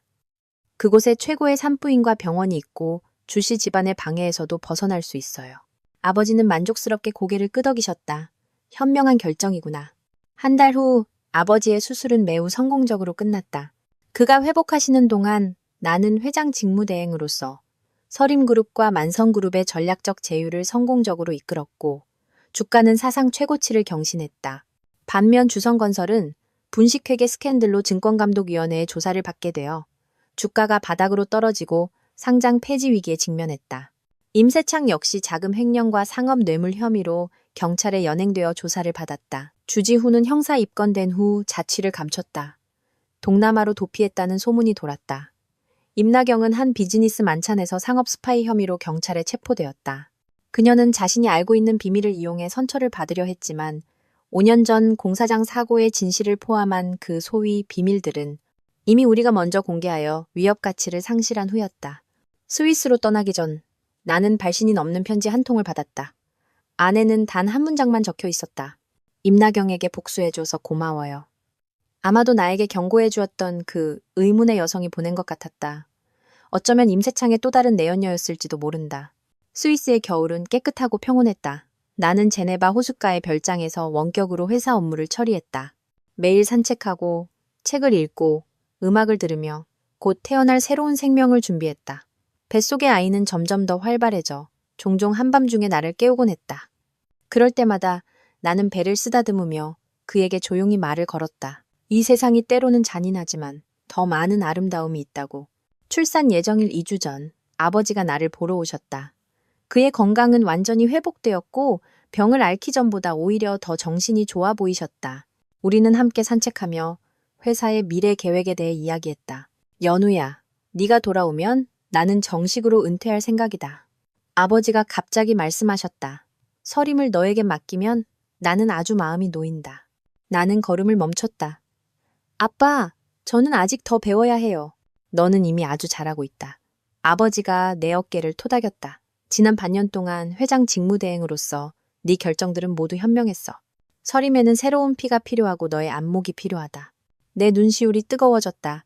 나는 고개를 끄덕였다. 7년 전 나는 사랑을 위해 해외 유학의 기회를 포기했다. 이제 운명은 나에게 더 큰 무대를 주었다. 누구의 아내도 누구의 며느리도 아닌 나 자신 서연으로서 아이의 출생은 예정일보다 일주일 빨랐다. 그날 새벽 나는 갑자기 진통을 느껴 병원으로 긴급 이송되었다. 출산 과정은 예상외로 순조로웠다. 3시간도 채 되지 않아 건강한 사내아이가 이 세상에 나왔다. 간호사가 그 불그스레한 작은 생명체를 내 가슴 위에 올려놓았을 때 전례 없는 감정이 나를 덮쳤다. 그는 너무나 작고 너무나 완벽했다. 눈은 나를 꼭 닮았고 입은 주지훈을 약간 닮은 것 같았다. 하지만 이 생각은 고통이 아닌 평온함만을 가져왔다. 유전자가 누구에게서 왔든 이 아이는 우선 그 자신이었다. 나의 보물이었다. 서준. 나는 그를 위해 지어놓은 이름을 나지막에 불렀다. 내 성을 따르고 할아버지의 굳건한 기상을 이어받으라는 의미에서였다. 아버지는 침대 옆에 서서 눈에 눈물이 글썽이셨다. 귀국 후 나는 아이를 돌보면서 서림그룹 회장직에 정식으로 취임했다. 모든 사람의 예상을 깨고 나는 회사의 완벽한 시설에 모자 휴게실을 설치하고 수유 기간에 엄마들이 아이를 데리고 출근하는 것을 허락했다. 이 조치는 재계에 큰 파장을 일으켰다. 누군가는 내가 회사를 어린이집으로 만들었다고 비웃었지만 곧 직원들의 충성도와 업무 효율이 향상되자 의심하던 사람들은 입을 다물었다. 3년의 시간이 눈 깜짝할 사이에 지나갔다. 서준이는 젖먹이 아기에서 활발하고 사랑스러운 어린 소년으로 자랐다. 내 눈매와 고집스러운 성격을 닮았다. 서림그룹은 내 리더십 아래 전통적인 건설 자재 기업에서 친환경 건축 솔루션 제공업체로 성공적으로 전환했고 시가총액은 2배로 뛰었다. 아버지는 완전히 은퇴하고 세계 여행을 떠나셨다. 가끔 영상통화로 외손자를 놀려주곤 하셨다. 주씨 집안은 주지훈이 동남아 어느 나라에서 사기 혐의로 체포되어 10년형을 선고받았다고 들었다. 좀이라는 중풍으로 쓰러져 교회의 요양원에 살고 있다고 했다. 주성건설은 파산 청산되었고 한때 화려했던 그 가문은 완전히 몰락했다. 어느 가을날 오후 나는 서준이를 데리고 비즈니스 포럼에 참석했다. 연사로서 나는 서림의 전환 경험을 공유했다. 청중석에는 재계의 엘리트들이 가득 앉아 있었다.